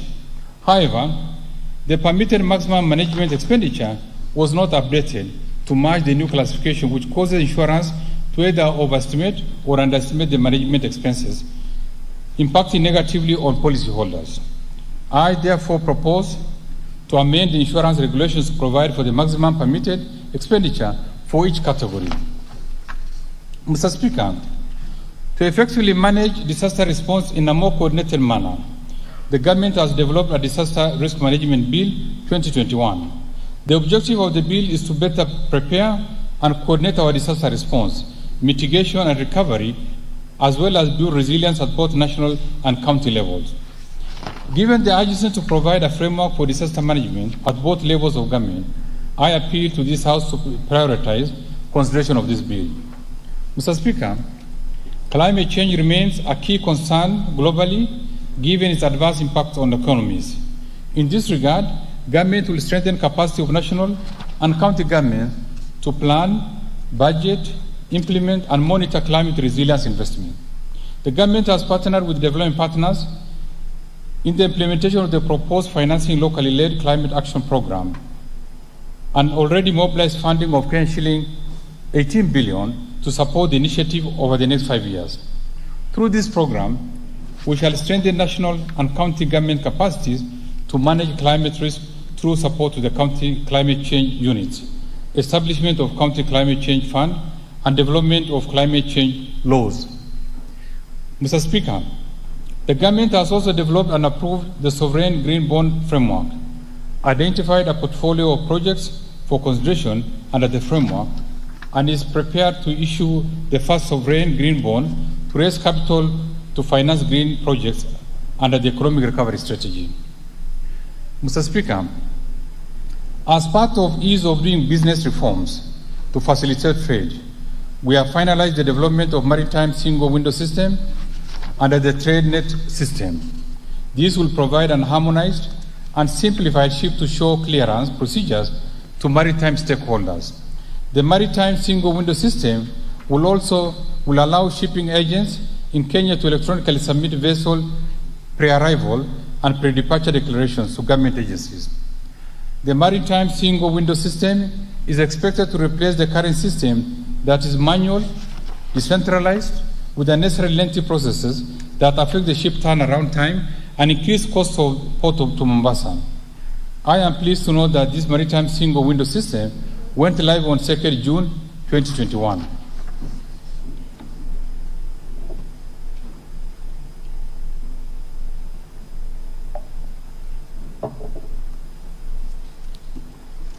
Mr. Speaker, the fiscal policy supporting the financial year 2021-22 and the medium-term budget is designed to support economic recovery and reduce fiscal deficit. The policy aims to mobilize revenues through the ongoing reforms in tax policy and administration. On the expenditure side, the focus will be to rationalize non-priority expenditures from the budget and align the resources to the Big Four agenda and the economic recovery strategy. Mr. Speaker, the execution of this budget for the financial 2020-21, the execution of the budget for the financial 2020-21 has progressed well, albeit with revenue underperformance and elevated expenditure associated with the adverse impact of COVID-19 pandemic. The shortfalls in revenues reflect weaker business environment and the impact of containment measures adopted in March 2020 following the outbreak of the pandemic. The government then responded to the pandemic by, among others, implementing tax relief measures in April 2020. These measures resulted in reduced collection of revenues, adversely impacting the implementation of the budget. Arising from this, the government in January 2021 made reversal of some of the relief measures, resulting in improvement in revenue collection.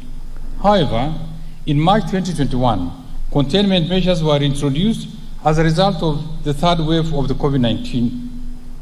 These measures lasted for only 1 month. Mr. Speaker, we remain committed to reducing the level of tax exemptions to create parity of treatment while also raising more revenues to fund social programs and reduce the fiscal deficit. In this budget, I will be proposing selected measures to expand the revenue base. Mr. Speaker, our tax policies are spread across various tax statutes, which are amended every year during the budget process, creating uncertainties in tax legislation. In this regard, Mr. Speaker, I have initiated a process of developing a national tax policy framework that will not only enhance administrative efficiency of the tax system, but provide consistency and certainty in tax administration and management of tax expenditure. A draft national tax policy is now ready and will be shared with stakeholders and members of the public in line with the dictates of our Constitution before forwarding to this House for consideration and approval. Mr. Speaker, total revenue including appropriation in aid and grants for the financial 2021-22 budget is projected at Kenya shilling 2.1 trillion, equivalent to 17% of GDP. Of this, total revenue is projected at Kenya shilling 2.04 trillion, equivalent to 16% of GDP, an increase in nominal terms from Kenya shilling 1.84 trillion in the financial year 2020-21. Ordinary revenue in the budget is projected at Kenya shilling 1.78 trillion, equivalent to 14.3% of GDP. Mr. Speaker, total expenditure in the financial year 2021-22 budget are projected at Kenya shilling 3.03 trillion, equivalent to 24.5% of GDP, from Kenya shilling 2.89 trillion, equivalent to 25.8% of GDP in the financial 2020-21 budget. Recurrent expenditure will amount to shilling 2 trillion or 16.2% of GDP. On the other hand, development expenditures, including foreign finance projects, allocations to contingency fund, and conditional transfers to county government are projected at shilling 669.6 billion. This funding is expected to accelerate completion of ongoing critical infrastructure projects in the country. Mr. Speaker, the expenditures I've outlined in this budget are consistent with those approved in the 2021 budget policy statement. Given the performance of revenue and the available levels of funding from our development partners, it is indeed necessary that we strictly adhere to the expenditure ceilings as presented so as to manage and stabilize public debt. Mr. Speaker, given the projected revenues and grants against the projected expenditure, the fiscal deficit for the financial year 2021-22 budget is projected at shilling 929.7 billion, equivalent to 7.5% of GDP. This fiscal deficit is lower than shilling 976.2 billion, equivalent to 8.7% of GDP in the financial year 2020-21 budget. The fiscal deficit in 2021-22 budget will be financed through net external financing of shilling 271.2 billion, equivalent to 2.2% of GDP, and net domestic financing of shilling 658.5 billion, equivalent to 5.3% of GDP. Mr. Speaker, our medium-term consolidation policy aims at reducing fiscal deficit progressively to shilling 613.8 billion, equivalent to 3.6% of GDP by the year 2024-25. In this respect, we shall closely monitor the impact of COVID-19 to the economy and accordingly adjust the fiscal plan, including tax measures, to ensure that our development agenda remains sustainably funded. We shall carefully do this while limiting in-house adjustments of the budget for new projects except those of emergency nature. This will enhance certainty in the budget process and improve implementation of government programs and projects while adhering to the fiscal consolidation plan. Mr. Speaker, Kenya's public debt remains sustainable, but the debt carrying capacity has, however, declined. Financing of the fiscal deficit will continue to be strictly guided by the debt and borrowing policy and the annual medium-term debt strategy. Mr. Speaker, the government is implementing reforms to strengthen the institutional arrangements of public debt management by aligning the operations of the Public Debt Management Office to the PFM Act. In this respect, decisions of the day-to-day management and operations of the public debt management shall be undertaken by the Public Debt Management Office to enhance efficiency, strengthen accountability, and transparency. In addition, Mr. Speaker, during this calendar year, we have scheduled a set of debt management operations to lower costs and risk in our public debt portfolio to improve on the country's debt sustainability indicators and sovereign credit rating. I look forward to support of the August House for the amendment of public debt ceiling set in the Public Finance Management Act to enable implementation of debt management operations, including financing of the fiscal deficit. Mr. Speaker, with the desire to meet our development objectives, the gap between development needs and available resources has been expanding, underscoring the need for alternative financing mechanisms. Last year, I highlighted the importance of public-private partnership as an option for closing the financing gap. The current Public-Private Partnership Act impairs expeditious financial closure of public-private partnership projects. To this effect, I undertook to transform the public-private partnership framework, which included review of legal, operational, and institutional structures. In this regard, I submitted the Public-Private Partnership Bill 2021 to this House for consideration and approval. Mr. Speaker, let me now turn to the highlights of the government spending priorities in the coming financial year. In light of the revenue challenges and significant expenditure demands, spending in the financial year 2021-22 will focus on critical areas with the highest impact on the well-being of Kenyans and support economic recovery. Therefore, the total program spending for the financial year 2021-22, excluding redemptions, amounts to shilling 3.03 trillion. Mr. Speaker, The government will continue with the implementation of the economic stimulus program in the financial year 2021-22. With targets to push on vulnerable citizens and businesses, particularly those affected by the COVID-19 pandemic. We have in this regard set aside shilling 23.1 billion in the financial year 2021-22 budget for continuation of this program. Mr. Speaker, out of this, shilling 3 billion is earmarked for youth empowerment and employment creation under the Kazi Mtani program. Shilling 2.6 billion will go towards enhancing liquidity to businesses. Shilling 6.4 billion for improving educational outcomes. Shilling 6.9 billion for improving environment, water and sanitation facilities.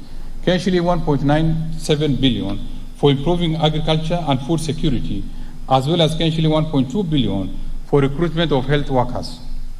Mr. Speaker, I have also set aside shilling 1 billion for Kenya Wildlife Services to employ community scouts. Mr. Speaker, the implementation of priority programs under the Big Four agenda is a critical part to supporting sustainable economic recovery and accelerating employment creation. To realize this, Mr. Speaker, I have set aside shilling 142.1 billion to support the implementation of the Big Four agenda for both drivers and enabler projects.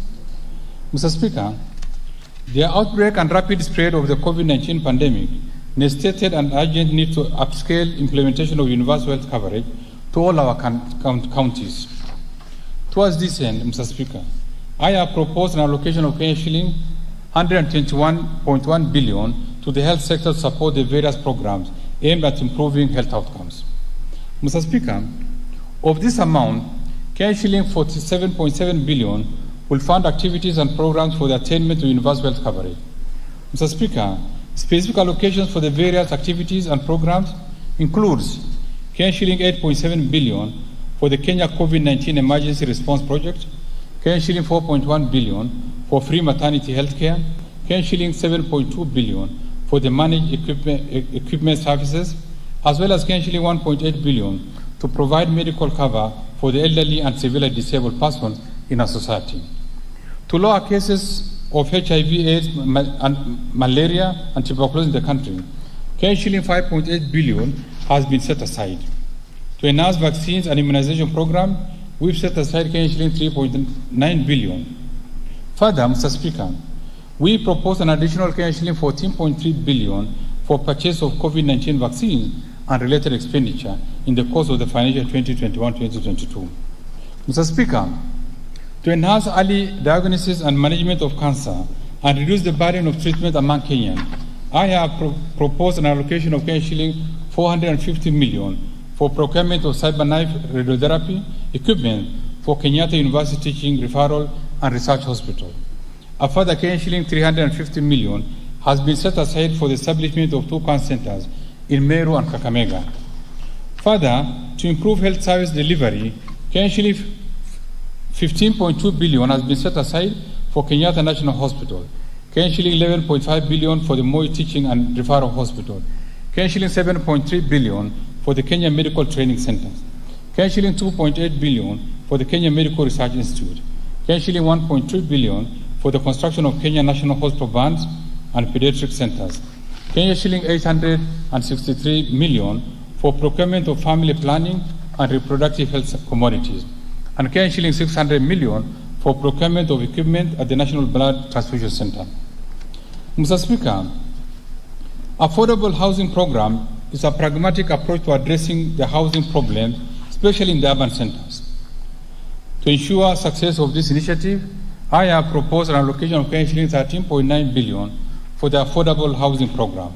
The proposed allocation includes shilling 3.5 billion to Kenya Mortgage Refinance Company for establishment of the company's capital, as well as for own lending to primary mortgage lenders, shilling 8.2 billion for construction of affordable housing units, as well as shilling 500 million for construction of social housing units. Mr. Speaker, to support the Nairobi Metropolitan Services in reversing urban indignity in Nairobi City County, shilling 100 million has been set aside for the Nairobi Metropolitan Service Improvement Project, and shilling 111.2 million for construction of footbridges.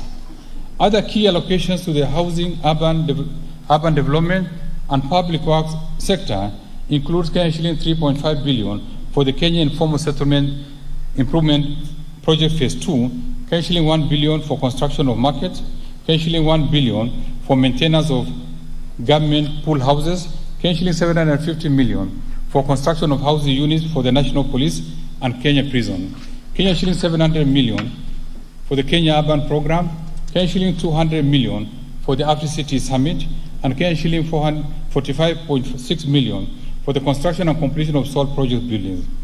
In addition, Mr. Speaker, I have proposed an allocation of Kenya shilling 700 million to support the Nairobi Bus Rapid Transport Project to offer an efficient and time-saving public transport. Mr. Speaker, the government continues to scale up reforms to encourage investments in the manufacturing sector to support and protect local industries. Despite the challenges brought about by COVID-19 pandemic, the fiscal and monetary policy measures that the government implemented significantly cushioned the sector. Mr. Speaker, to further promote local industries, I have proposed an allocation of Kenya shilling 20.5 billion under the various implementing ministries, departments, and agencies. Out of these, Kenya shilling 2 billion will go to the credit guarantee scheme to enhance access to affordable credit by micro, small, and medium enterprises in the manufacturing sector. Kenya shilling 500 million will support development of various micro, small, and medium enterprises in Kenya, and Kenya shilling 600 million for provision of finances to micro, small, and medium enterprises through the Kenya Industrial Estate. In addition, Mr. Speaker, I have set aside Kenya shilling 8.3 billion for Dongokundu Special Economic Zone, Kenya shilling 350 million for development of the Special Economic Zone, Textile Park in Naivasha, Kenani Leather Industrial Park, and at the River Textile Hub. Kenya shilling 90 million for the Free Port and Industrial Park Special Economic Zone in Mombasa. Other proposed allocations include Kenya shilling 130.2 million for the modernization of Rivertex, Kenya shilling 800 million for access roads to industrial park facilities. Mr. Speaker, in order to maximize the benefits from our cash crops, the government will make further investments towards the revival and enhancement of output. In this respect, Mr. Speaker, I have proposed 210.4 million for coffee industry revitalization, Kenya shilling 59.2 million for modernization of cooperative cotton ginneries, and Kenya shilling 50 million for cotton development as a subsidy and extension support. Mr. Speaker, to equip our youth and with essential training and internship opportunities, I have proposed an allocation of Kenya shilling 1.4 billion for the Kenya Industrial and Entrepreneurship Project, Kenya shilling 800 million for the Kenya Youth Employment and Opportunities Project, Kenya shilling 448 million for industrial research laboratories, Kenya shilling 199.5 million for constituency industrial development centers.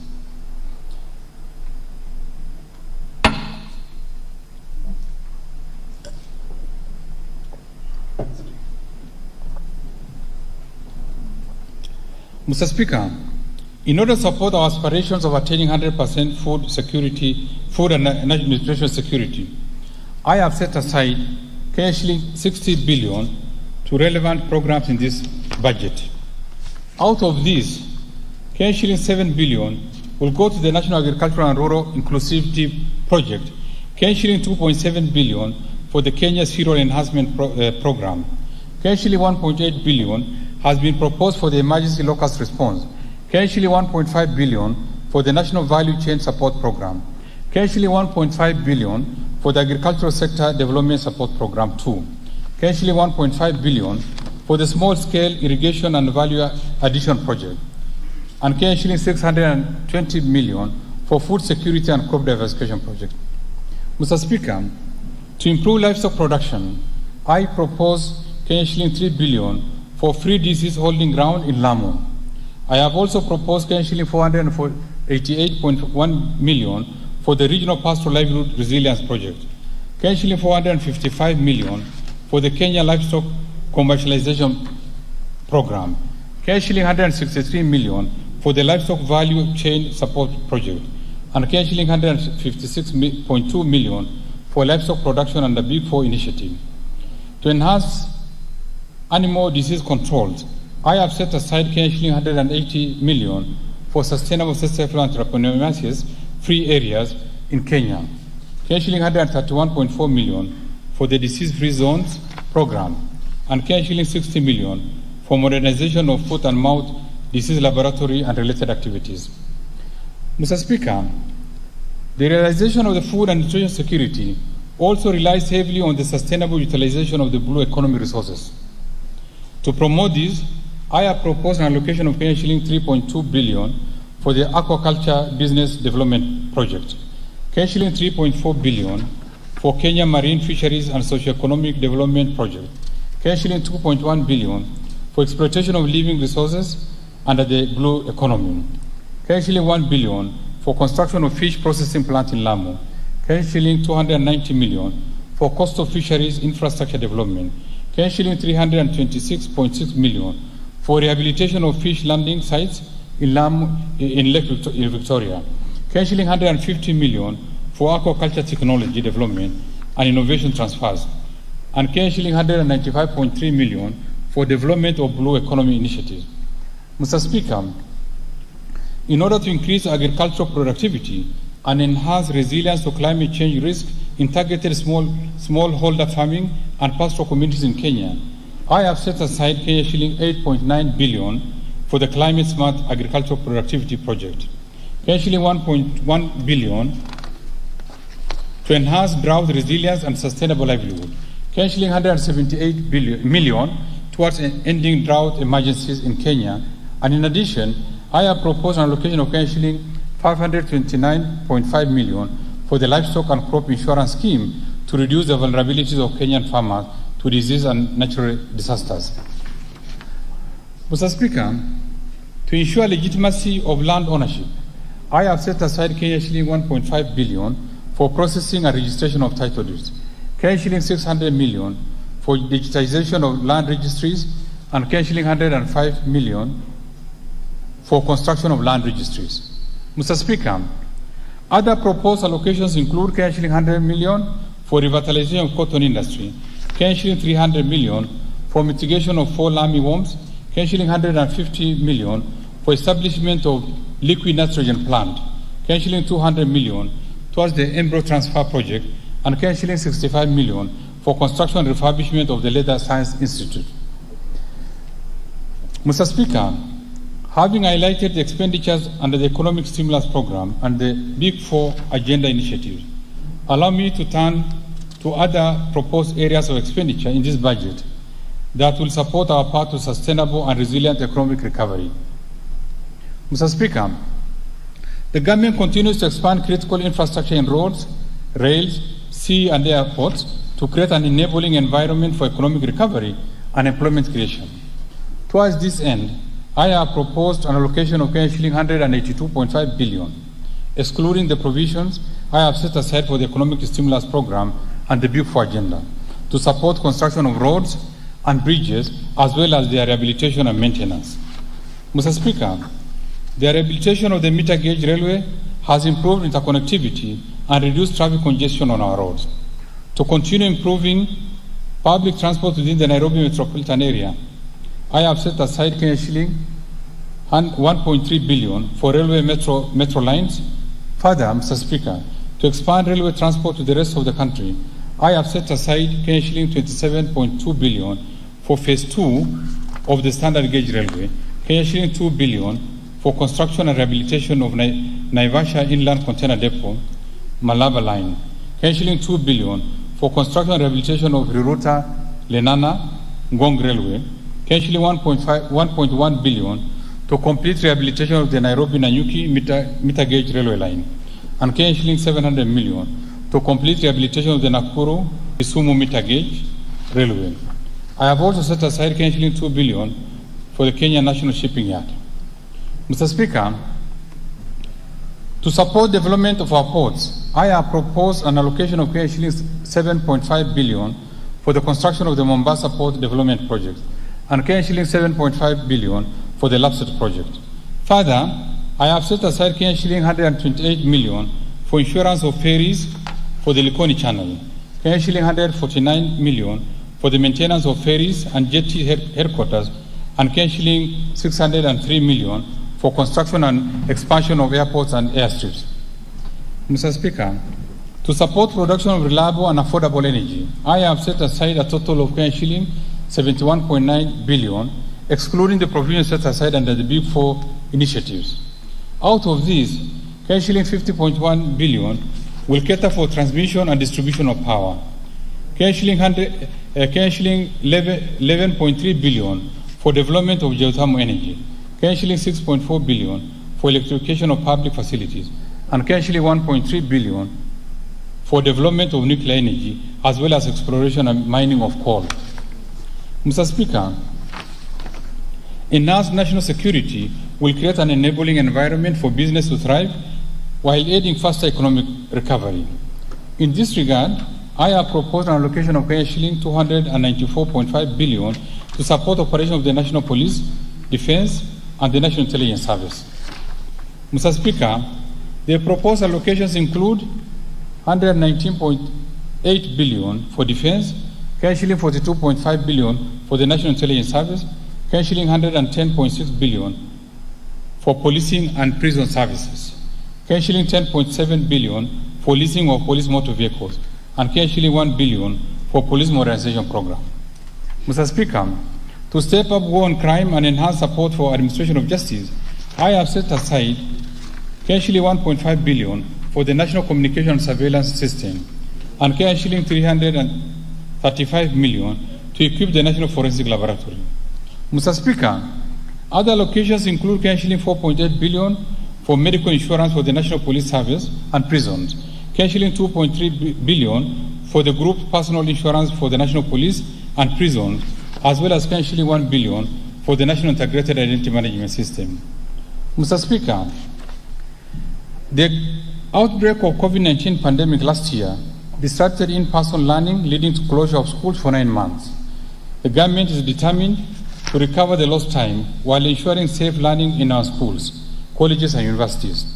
In this respect, I have set aside a total of Kenya shilling 202.8 billion to support programs in the education sector.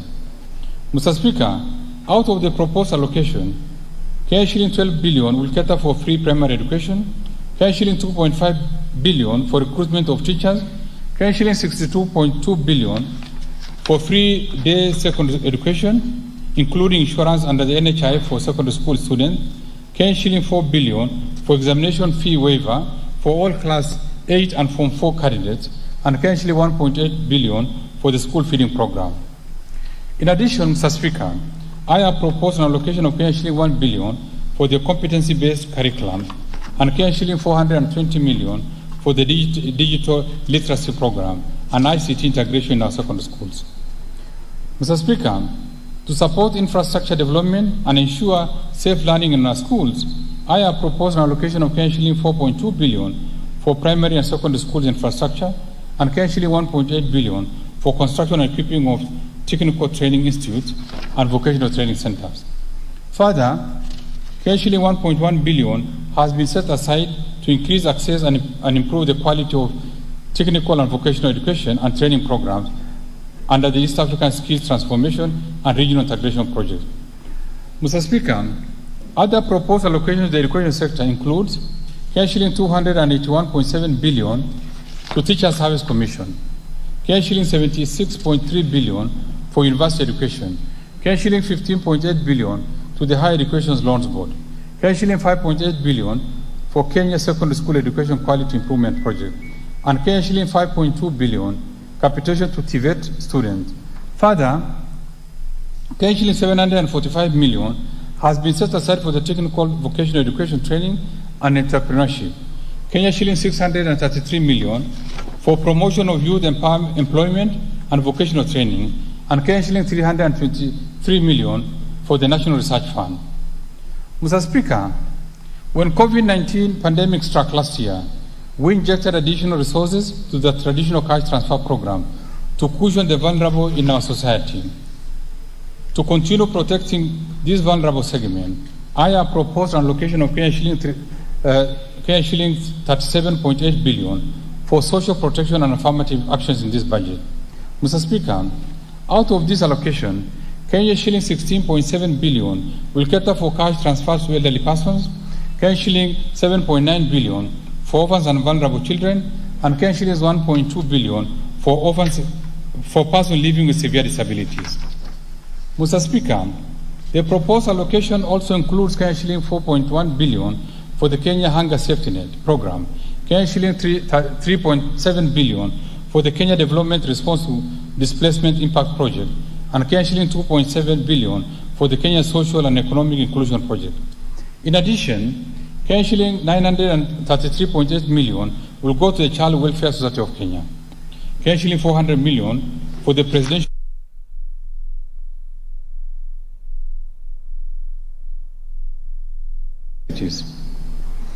Mr. Speaker, the most pressing challenge in our country at the moment is lack of job opportunities for the youth.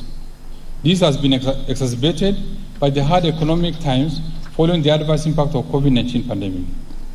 In order to empower the youth and support businesses owned by youth, women and persons living with disabilities, I have set aside Kenya shilling 10 billion for the National Youth Service, Kenya shilling 2.2 billion for the Kenya Youth Empowerment and Opportunities Project, Kenya shilling 454.1 million for the Youth Enterprise Development Fund, Kenya shilling 120 million for the Women Enterprise Fund, and Kenya shilling 62 million for the Youth Employment and Enterprise Fund. Mr. Speaker, to promote regional equity, reduce poverty, and enhance social development, I have set aside Kenya shilling 41.7 billion for the National Government Constituency Development Fund, Kenya shilling 2.1 billion for the National Government Affirmative Action Fund, as well as Kenya shilling 2.8 billion for the Equalization Fund to finance programs in the previously marginalized areas. Mr. Speaker, the rapid technological advancements portend great potential to catalyze economic recovery, create jobs, and improve lives and livelihood for Kenyans. To leverage on these technological gains, I have proposed an allocation of shilling 20.9 billion to fund initiatives in the information, communication, and technology sector. Specifically, these allocations include shilling 1 billion for government shared services, shilling 670 million for the digital literacy program. Further, to fast-track the development of the Konza Technopolis city, I have proposed an allocation of shilling 12 billion for the horizontal infrastructure phase 1, shilling 3.6 billion for Konza data center and smart city facility, shilling 400 million for construction of Konza complex phase 1B, and shilling 200 million for development of Konza Technopolis master plan.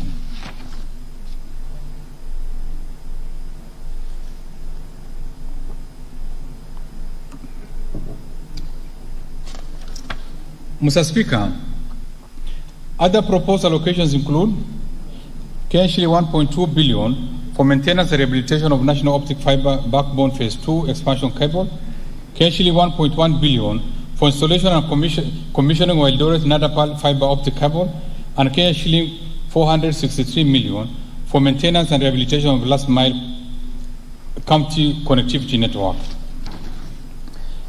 Mr. Speaker, the outbreak of COVID-19 pandemic and the ensuing containment measures significantly affected tourism, sports, culture, and arts sectors. To support recovery of these sectors, I have proposed an allocation of shilling 15 billion for the Sports, Arts, and Social Development Fund, shilling 1.7 billion for the Tourism Fund, shilling 643 million for the Tourism Promotion Fund, and shilling 90 million for refurbishment of the regional stadia. Mr. Speaker, to expand access to clean and adequate water for domestic and agricultural use, I have proposed an allocation of shilling 38 billion for water and sewerage infrastructure development, shilling 16.4 billion for water resource management, and shilling 10.8 billion for water storage and flood control. In addition, I have set aside shilling 10.5 billion for irrigation and land reclamation, and shilling 1.6 billion for water harvesting and storage for irrigation. Mr. Speaker, in order to support environment and water conservation, I have set aside Kenya shilling 9.6 billion for forest and water towers conservation, Kenya shilling 3.3 billion for environment management and protection, Kenya shilling 1.4 billion for meteorological services, and Kenya shilling 8.2 billion for wildlife conservation and management. Mr. Speaker, to enhance good governance and scale up fight against corruption, I have set aside Kenya shilling 3.3 billion for the Ethics and Anti-Corruption Commission, Kenya shilling 3.2 billion for the Office of the Director of Public Prosecution, and Kenya shilling 7.6 billion for the Criminal Investigation Services, and Kenya shilling 5.9 billion for the Office of the Auditor General. Additionally, Mr. Speaker, to enhance the oversight and legislative role of Parliament and access to justice, I propose to set aside Kenya shilling 37.9 billion for Parliament and Kenya shilling 17.9 billion for the judiciary. Mr. Speaker, acknowledging the place of devolution in our country, the county governments will receive Kenya shilling 370 billion as equitable share, representing 27.3% of the most recent audited and approved revenue raised nationally, in line with Article 2032 of the Constitution. In addition, the county governments will receive Kenya shilling 7.5 billion as conditional allocation from the national government share of revenue, and Kenya shilling 32.3 billion from development partners, bringing the total allocation to the county government for the financial year 2021-22 to Kenya shilling 409.9 billion. Indeed, this marks a substantial increase compared to Kenya shilling 353.2 billion allocation in the financial year 2020-21, a clear testimony of the government's commitment to supporting devolution. Mr. Speaker, in line with the High Court ruling on petition number 252 of 2016, directing that conditional and unconditional grants to county government should not be provided for under the Division of Revenue Act, the National Treasury is in consultation with other stakeholders is developing an appropriate legal instrument to be used to disburse additional conditional grants from the national government's share of revenue, as well as from proceeds of loans and grants to county governments. Mr. Speaker, in February 2020, the national government and the national city county government entered into a mutual agreement in line with Article 187 of the Constitution, through which the Nairobi City County transferred some of its functions to the national government. To ensure that the process of such a transfer of functions is fully reinforced in law, the National Treasury is developing a legislation to operationalize Articles 187 and 189 of the Constitution on transfer of functions and cooperation between the national and county governments. Mr. Speaker, to facilitate performance of the transferred functions by the Nairobi Metropolitan Services, I propose to allocate Kenya shilling 27.2 billion, which will comprise 18 billion for recurrent expenditure and Kenya shilling 9.2 billion for development expenditure.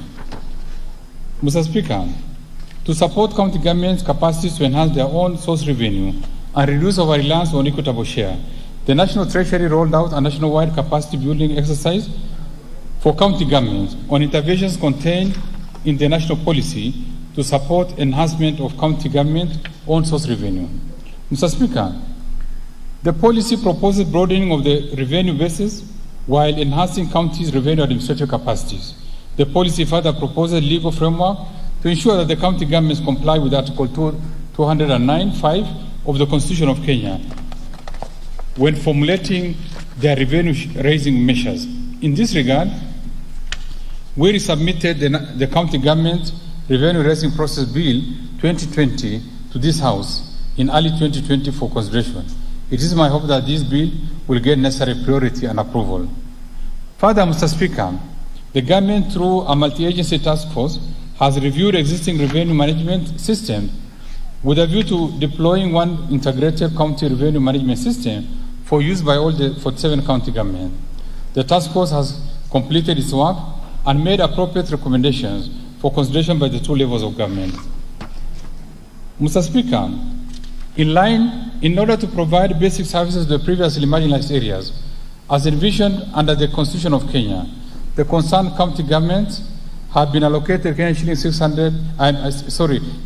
6.8 billion under the Equalization Fund in the financial year 2021-22.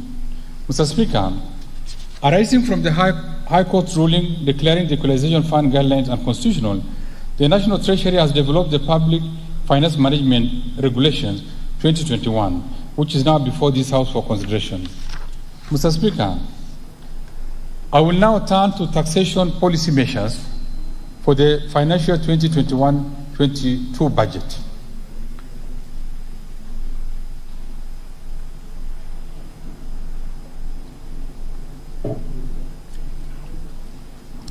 I will begin by highlighting some of the key measures on custom duty as agreed during the East African Community Partner States pre-budget consultation in May 2021. I will then highlight some of the proposed amendments in the various tax laws relating to tax administration. These amendments are contained in the Finance Bill 2021 that I submitted to this House in April 2021 for consideration and approval. Mr. Speaker, the custom measures agreed by the East African Community Partner States and the proposed amendments in the Finance Bill 2021 are expected to generate an additional shilling 8.7 billion to the Exchequer for the financial year 2021-22 budget. On custom duties, Mr. Speaker, during the East African Community pre-budget meeting, the ministers noted with concern the proliferation of cheap imports into the region and agreed on measures to protect locally manufactured products from unfair competition. The agreed measures under customs shall become effective from 1st July 2021. Mr. Speaker, to sustain the fight against the COVID-19 pandemic, East African partner states have agreed to extend the duty-free importation window for raw materials and inputs for manufacture of masks, sanitizers, ventilators, and personal protective equipment remission for a further 1 year. Mr. Speaker, over the years, we have developed sufficient capacity for local manufacturing in the metal and allied subsector. This has generated job opportunities for our youth. However, the local manufacturers in this subsector continue to face stiff competition from cheaper imports. In this regard, and in order to continue protecting this subsector, the East African partner states agreed that imported iron and steel products shall continue attracting a duty rate of 25% with the corresponding specific rates for a further 1 year. Mr. Speaker, our farmers have been working hard to produce enough food to satisfy demand in the region. In particular, the sector has been meeting local demands for vegetable products, including potatoes, peas, and tomatoes, among others. To protect these farmers and the sector from cheap imports, the East African partner states agreed that vegetable products, including potatoes, peas, tomatoes, among others, shall attract a duty rate of 30% for 1 year as we await the finalization of the review of the East African Community Common External Tariff. Mr. Speaker, baby diapers are essential products and there is need to supply them at affordable prices. In this regard, last year we allowed manufacturers to access inputs for manufacture of baby diapers duty-free under duty remission scheme. This was meant to support Kenya's capacity to manufacture these products locally and create jobs. I am happy to note that many companies have responded to these incentives by increasing production. In order to nurture the growth of this industry and to continue sustaining the smiles of our babies, we have agreed to extend the duty-free importation of inputs for manufacture of baby diapers for a further 1 year. Mr. Speaker, Kenya has sufficient raw material for manufacture of leather and footwear products. In support of this sector, the government has imposed a duty of 25% on imported products for manufacture of leather and footwear products. However, the sector continues to face competition from imported products due to undervaluation, thereby discouraging investments in the sector. To this effect, and in order to enhance incomes of our farmers, the East African Community Partner States have agreed to retain the import duty on imported products for manufacture of leather and footwear products at 25% and introduce a further specific duty rate to guard against undervaluation. Mr. Speaker, our micro, small, and medium enterprises that operate in the Jokali sector have continued to thrive, creating jobs and incomes to millions of families. Of particular interest is the furniture industry that has continued to attract local artisans who have been able to provide high-quality products. However, the industry continues to face stiff competition for imported finished products, sometimes of low quality. In this regard, the East African Community Partner States agreed to extend the applicable import duty on furniture at the rate of 35% for a further 1 year. Mr. Speaker, to give impetus to the affordable housing programs and facilitate availability of locally made roofing tiles at affordable prices, East African Community Partner States agreed to extend for a further 1 year the duty-free window for importing inputs for the manufacture of roofing tiles under the duty remission scheme. Mr. Speaker, I now turn to the proposed amendments to the Income Tax Act. Mr. Speaker, to ensure equity and fairness in taxation, I have proposed to align the Income Tax Act with international best practice, through which introduction of provisions to prevent tax-based erosion and profit shifting, as well as restrict treaty benefits to curb tax evasion and avoidance. In this respect, I propose to amend the Income Tax Act to expand the definition of the term permanent establishment so as to align the Income Tax Act with international best practice. Mr. Speaker, the Finance Act 2020 introduced the digital service tax on income earned through the digital marketplace. However, the current tax provision do not cover all traders who use the digital service platform to transact their business. In this regard, I propose to expand the scope of the digital service tax to include income derived from internet and electronic networks. Further, I propose to amend the Income Tax Act to align the rate of withholding tax on service fees in the extractive industry with that withheld in respect of management and professional services under the same sector. This will remove ambiguity and manipulation that result in leakage of tax revenue through characterization of income. Mr. Speaker, the private contribution made to insurance companies enjoy tax relief. However, the contribution to the National Health Insurance Fund do not enjoy this relief, despite the fund being the largest medical cover for majority of Kenyans under the universal health care. In order to support the contributors and encourage more non-registered persons to join the fund, I propose to amend the Income Tax Act to allow the contribution to the National Health Insurance Fund qualify for tax relief at the rate of 15% of the contributed amount. Mr. Speaker, the Income Tax Act provides for a tax rebate to employers who offer internship to a minimum of 10 university graduates for a period of 1 year. These employers are allowed to deduct from their taxable income an extra 50% out of the cost of the apprenticeship emolument. In order to encourage employers to provide similar opportunities for TVET graduates, I propose an amendment to the Income Tax Act to include graduates of TVET institutions under the program. Accordingly, employers who engage a minimum of 10 graduates from both universities and TVET institutions will be allowed to deduct from their taxable income an extra 50% out of the cost of apprenticeship emolument. It is my hope that employers will take advantage of this incentive and give our young graduates from TVET institutions opportunities to gain practical experience so as to expand their employability. Mr. Speaker, last year, we revised the investment allowance regime under the second schedule to include Tax Act to introduce a new regime and retain the reducing balance method of deduction. However, under this method, deduction rarely gets exhausted. In order to cure this problem, I propose to amend the Income Tax Act to replace the reducing balance method with the straight line method, which provides definite timeline for the deductions. This will provide certainty in taxation, ease tax administration, and enhance compliance. Mr. Speaker, we have noted that the current provisions in the deductibility of interest allow some taxpayers to manipulate their balance sheets to reduce their tax liabilities. I therefore propose to replace the current thin capitalization rule that is based on debt to equity ratio with interest restrictions based on a ratio of earnings before interest, taxes, depreciation, and amortization. Accordingly, any interest paid in excess of 30% of a company's earnings before interest, taxes, depreciation, and amortization will be disallowed in determination of taxable income.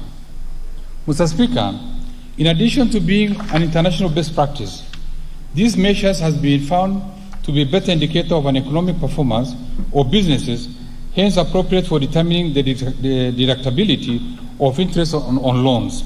This will guard against tax planning.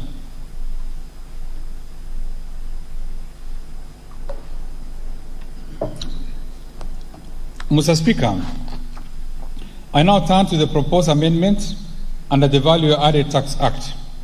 In order to strengthen our healthcare system, make the cost of medicines affordable for Kenyans, and step up the fight against COVID-19 pandemic, I propose to introduce VAT exemption on medicament used in our health facilities, including decongestants and food supplements. I propose to provide VAT exemptions to diagnostic and laboratory reagents, artificial respirators, including therapeutic respiration apparatus, breathing appliances, gas masks, as well as medical equipment and technologies used in the provision of medical care services. It is my hope that the suppliers of this medicament and medical equipment will reciprocate by making their prices affordable. Mr. Speaker, in order to promote local manufacturing of pharmaceutical products, I also propose to introduce VAT exemption on inputs used in the manufacture of medical ventilators and breathing appliances. This will enhance access to these products that are essential in management of the COVID-19 complications. Mr. Speaker, despite the huge potential for mineral and petroleum resources in the country, exploration and mining sector remains underdeveloped due to huge capital outlay requirements. In order to promote exploration and mining activities in the country, I propose to exempt from VAT goods for inclusive use in geothermal or oil exploration and mine prospecting. Mr. Speaker, to boost Kenya's effort on green energy, I propose to exempt from VAT equipment for generation of solar and wind energy. Mr. Speaker, to provide a transition clause to allow companies that had already signed power purchase agreements with government, I propose to amend the Value Added Tax Act to provide for a transition for the project that had been signed before April 2020 to enable them to continue benefiting from the VAT exemption in respect of taxable goods used in the project. This transition will expire upon completion of the said projects. Mr. Speaker, in order to entrench the benefit of affordable housing, including specialized facilities like the student hostels, it is imperative to develop innovative financing alternatives. In this regard, I propose to exempt from VAT asset transfers in the real estate investment trust and asset-backed securities. This will deepen our capital markets by encouraging investors to participate in the real estate investment trust. Mr. Speaker, as I turn to the proposed amendments to the Excise Duty Act, the Finance Act 2020 removed excise duty on betting. The removal of this tax generated a lot of public debate, considering that betting has become widespread in our society, resulting in negative social effects. In this regard, I propose to reintroduce excise duty on betting at the rate of 20% of the amount wagered. Mr. Speaker, innovations in the tobacco industry has led to introduction of new products such as nicotine pouches. These new products do not fall in the classification of tobacco products existing in the Excise Duty Act and are therefore currently not subject to taxation. In this regard, I propose excise duty on products containing nicotine or nicotine substitutes at a specific rate of Kenyan 5 per gram. This rate of excise duty is equivalent to the duty applicable to similar products under this Act. Mr. Speaker, to support the growth of service industry, particularly e-commerce, I propose to amend the Excise Duty Act so as to provide a rebate on the excise duty paid on internet data by a person who purchases the data in bulk for resale. Mr. Speaker, on the proposals to ease tax administration, Kenya ratified and deposited the multilateral Convention for Mutual Administration Assistance in Tax Matters with the Global Forum on Transparency and Exchange of Information on Tax Matters in July 2020. This convention is meant to facilitate automatic exchange of tax information between Kenya Revenue Authority and other jurisdictions. In this regard, I have proposed amendments to the Tax Procedure Act 2015 to facilitate the implementation of the convention. The convention will also enhance tax compliance by foreign taxpayers and act as a deterrent to tax evasion and illicit financial flows.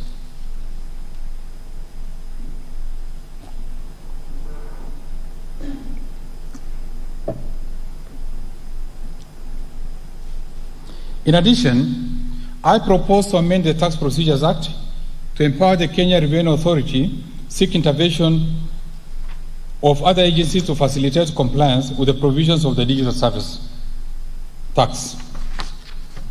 Mr. Speaker, there are various ways that some unpatriotic individuals are using to evade payments of their tax liabilities.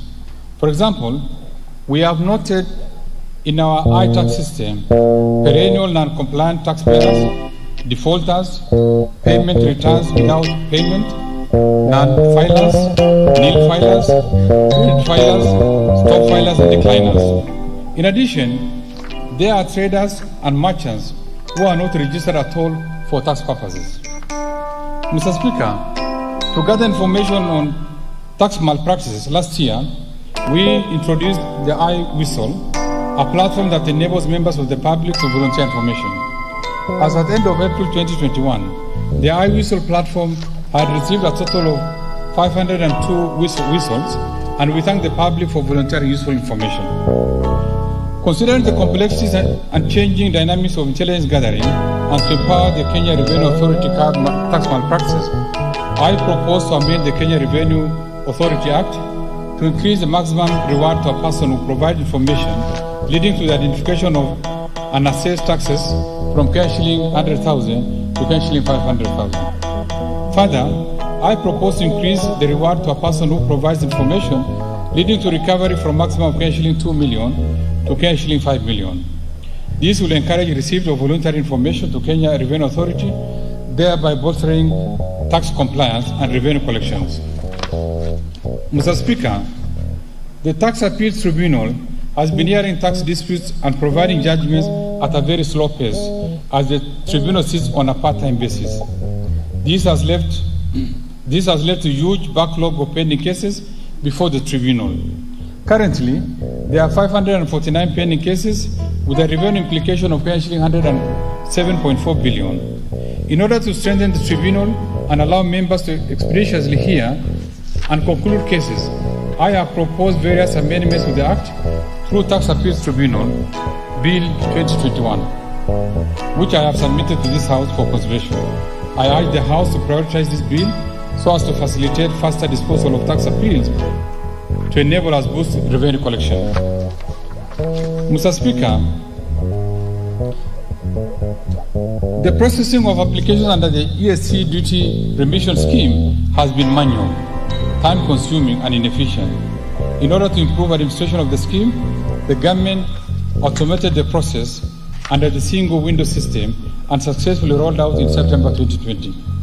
Mr. Speaker, to strengthen the administration of tax exemptions process for official aid-funded projects, we have embarked on automation of the application and approval under the single window system and target to roll out in the next financial year. Mr. Speaker, in conclusion, I must state that the preparation of this budget required a lot of balancing. It has not been an easy process, considering the prevailing weak business environment. I am confident that the plans I have laid in this budget will be realized to achieve the envisaged economic recovery that will lead to improvement of the welfare of Kenyans. Mr. Speaker, it's worthy to note that our President has steered our economy through one of the most difficult periods occasioned by the COVID-19 pandemic. His leadership and commitment to protection of lives and livelihoods through implementation of host of measures have not only reduced the fatalities caused by COVID-19, but also supported economic activities. Mr. Speaker, the budget I presented today has articulated additional measures that the government plans to undertake to further boost economic recovery. In light of the challenges in mobilization of additional revenue and rising expenditure demands, the spending in the next year's budget will focus on critical areas with the highest impact on the well-being of Kenyans. In this regard, Mr. Speaker, I sincerely thank His Excellency President Uhuru Kenyatta for his wise counsel, unfailing support and guidance, not only during the budget preparation process, but also in the stewardship of the economy.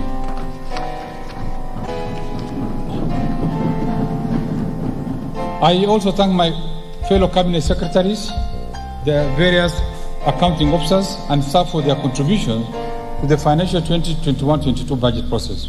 Mr. Speaker, I also express deep gratitude to Kenyans for the insightful contributions, proposals, and suggestions that help us to finalize this budget.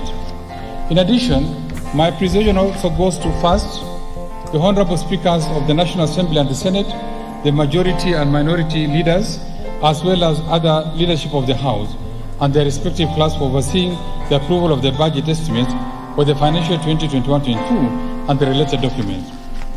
Second, to honorable members of the Budget and Appropriation Committee, the Finance and National Planning Committee, and other departmental committees of this House, as well as the staff of the Parliamentary Service Budget Office, for their constructive input during the approval process of the budget. Third, in a very special way, I give tribute to my incredible, selfless team at the National Treasury and Planning who have worked tirelessly for very long hours to ensure that this budget and supporting documents were prepared in time as per their legal requirements. Fourth, the management and staff of Kenya Revenue Authority, Central Bank of Kenya, the Attorney General's Office, Commission of Revenue Allocation, financial sector regulators, and the various agencies under the National Treasury and Planning for their contributions and advice during the budget process. Fifth, our multilateral development partners, especially International Monetary Fund, the World Bank, the African Development Bank, and all other bilateral development partners for their contribution to our development agenda through various technical and financial support. Further, I thank the private sector for their resilience and continued contribution to the economic development of this country. Sixth, my appreciation goes to the fourth estate for the active reporting on economic and financial development, as well as engagement on the financial year 2021 and 2022 budget process. Lastly, Mr. Speaker, I remain grateful to my family for their unfailing support, regular encouragement, and understanding as I steer my responsibility at the National Treasury and Planning at a critical time like this. I thank you all, and may God bless Kenya. Mr. Speaker, before I resume my seat, you recall in April 2021, I submitted to this House the budget estimates in the Finance Bill 2021, together with accompanying documents as required by the Public Finance Management Act 2012. Today, I further submit the following documents to this August House and request that you graciously receive them. 1. The budget statement for the financial 2021-22. 2. Budget policy statement 2021. Estimates of revenue, grants and loans for the financial year 2021-22 budget. 4. Financial statement for the financial year 2021-2022 budget. 5. Medium-term debt management strategy 2021. 6th, budget highlights the Mwananchi guide for the financial year 2021-22. And lastly, statistical annex to the budget statement for the financial year 2021-2022. Thank you, Honorable Speaker.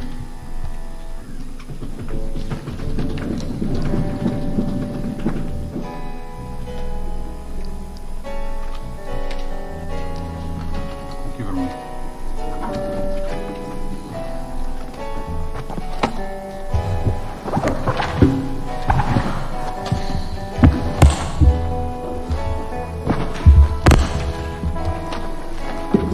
Honourable members, I wish to thank the Cabinet Secretary for the National Treasury and Planning for having made his public pronouncement on the budget highlights and for the national government for the financial year 2021-2022 and the medium term and the revenue-raising measures.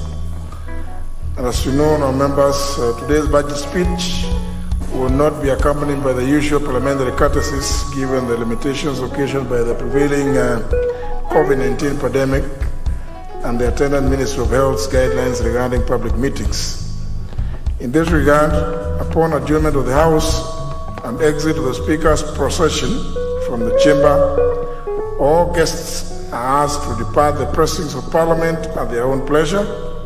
However, arrangements have been made for a modest press conference by the Cabinet Secretary for National Treasury at Parliament Gardens. Our members may also take the opportunity to address the media on matters pertaining to the budgets in the usual manner at the Parliamentary Gardens. Now, honourable members, time being 5 minutes past 5, the House now stands adjourned until Tuesday, 15th of June 2021 at 2:30 p.m.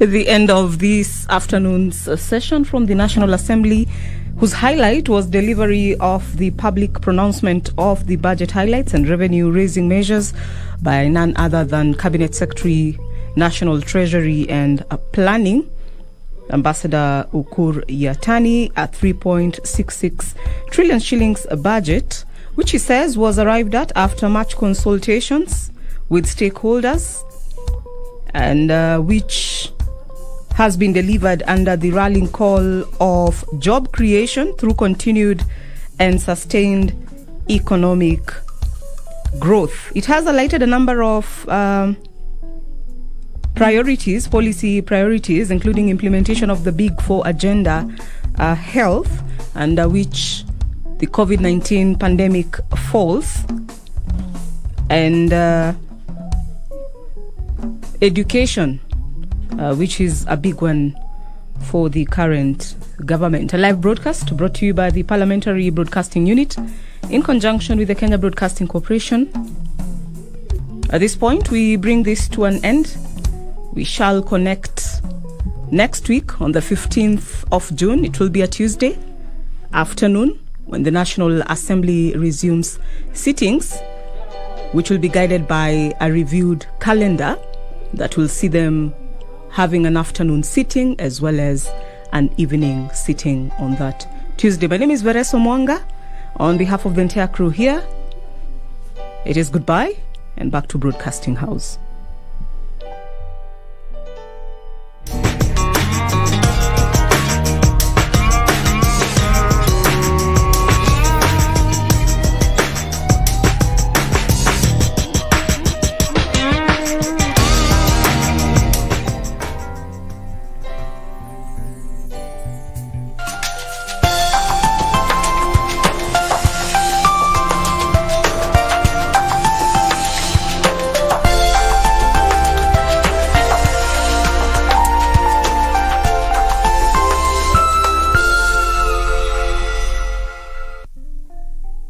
tonight on KBC Channel 1.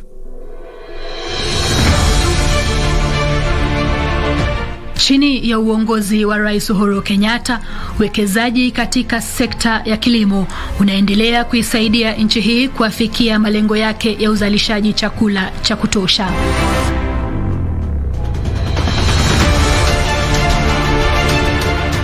Wiki hii kwenye Project 254, serikali walipokuja kuintroduce kazi ya visima, tukakuwa nafuu kwa sababu hata mifugo yetu wamepata maji.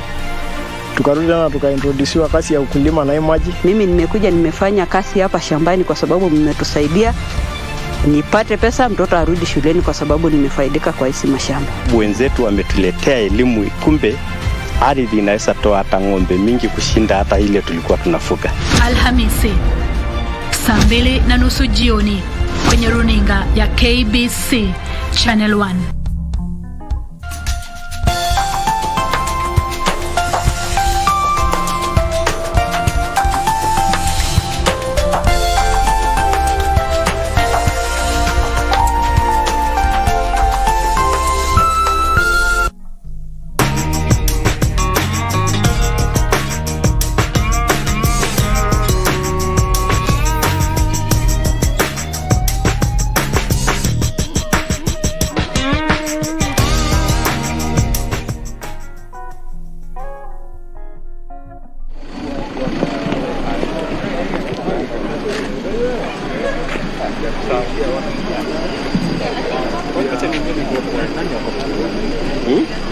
Innocent. Hello. Hello. Tukone. Kuanza kuongea.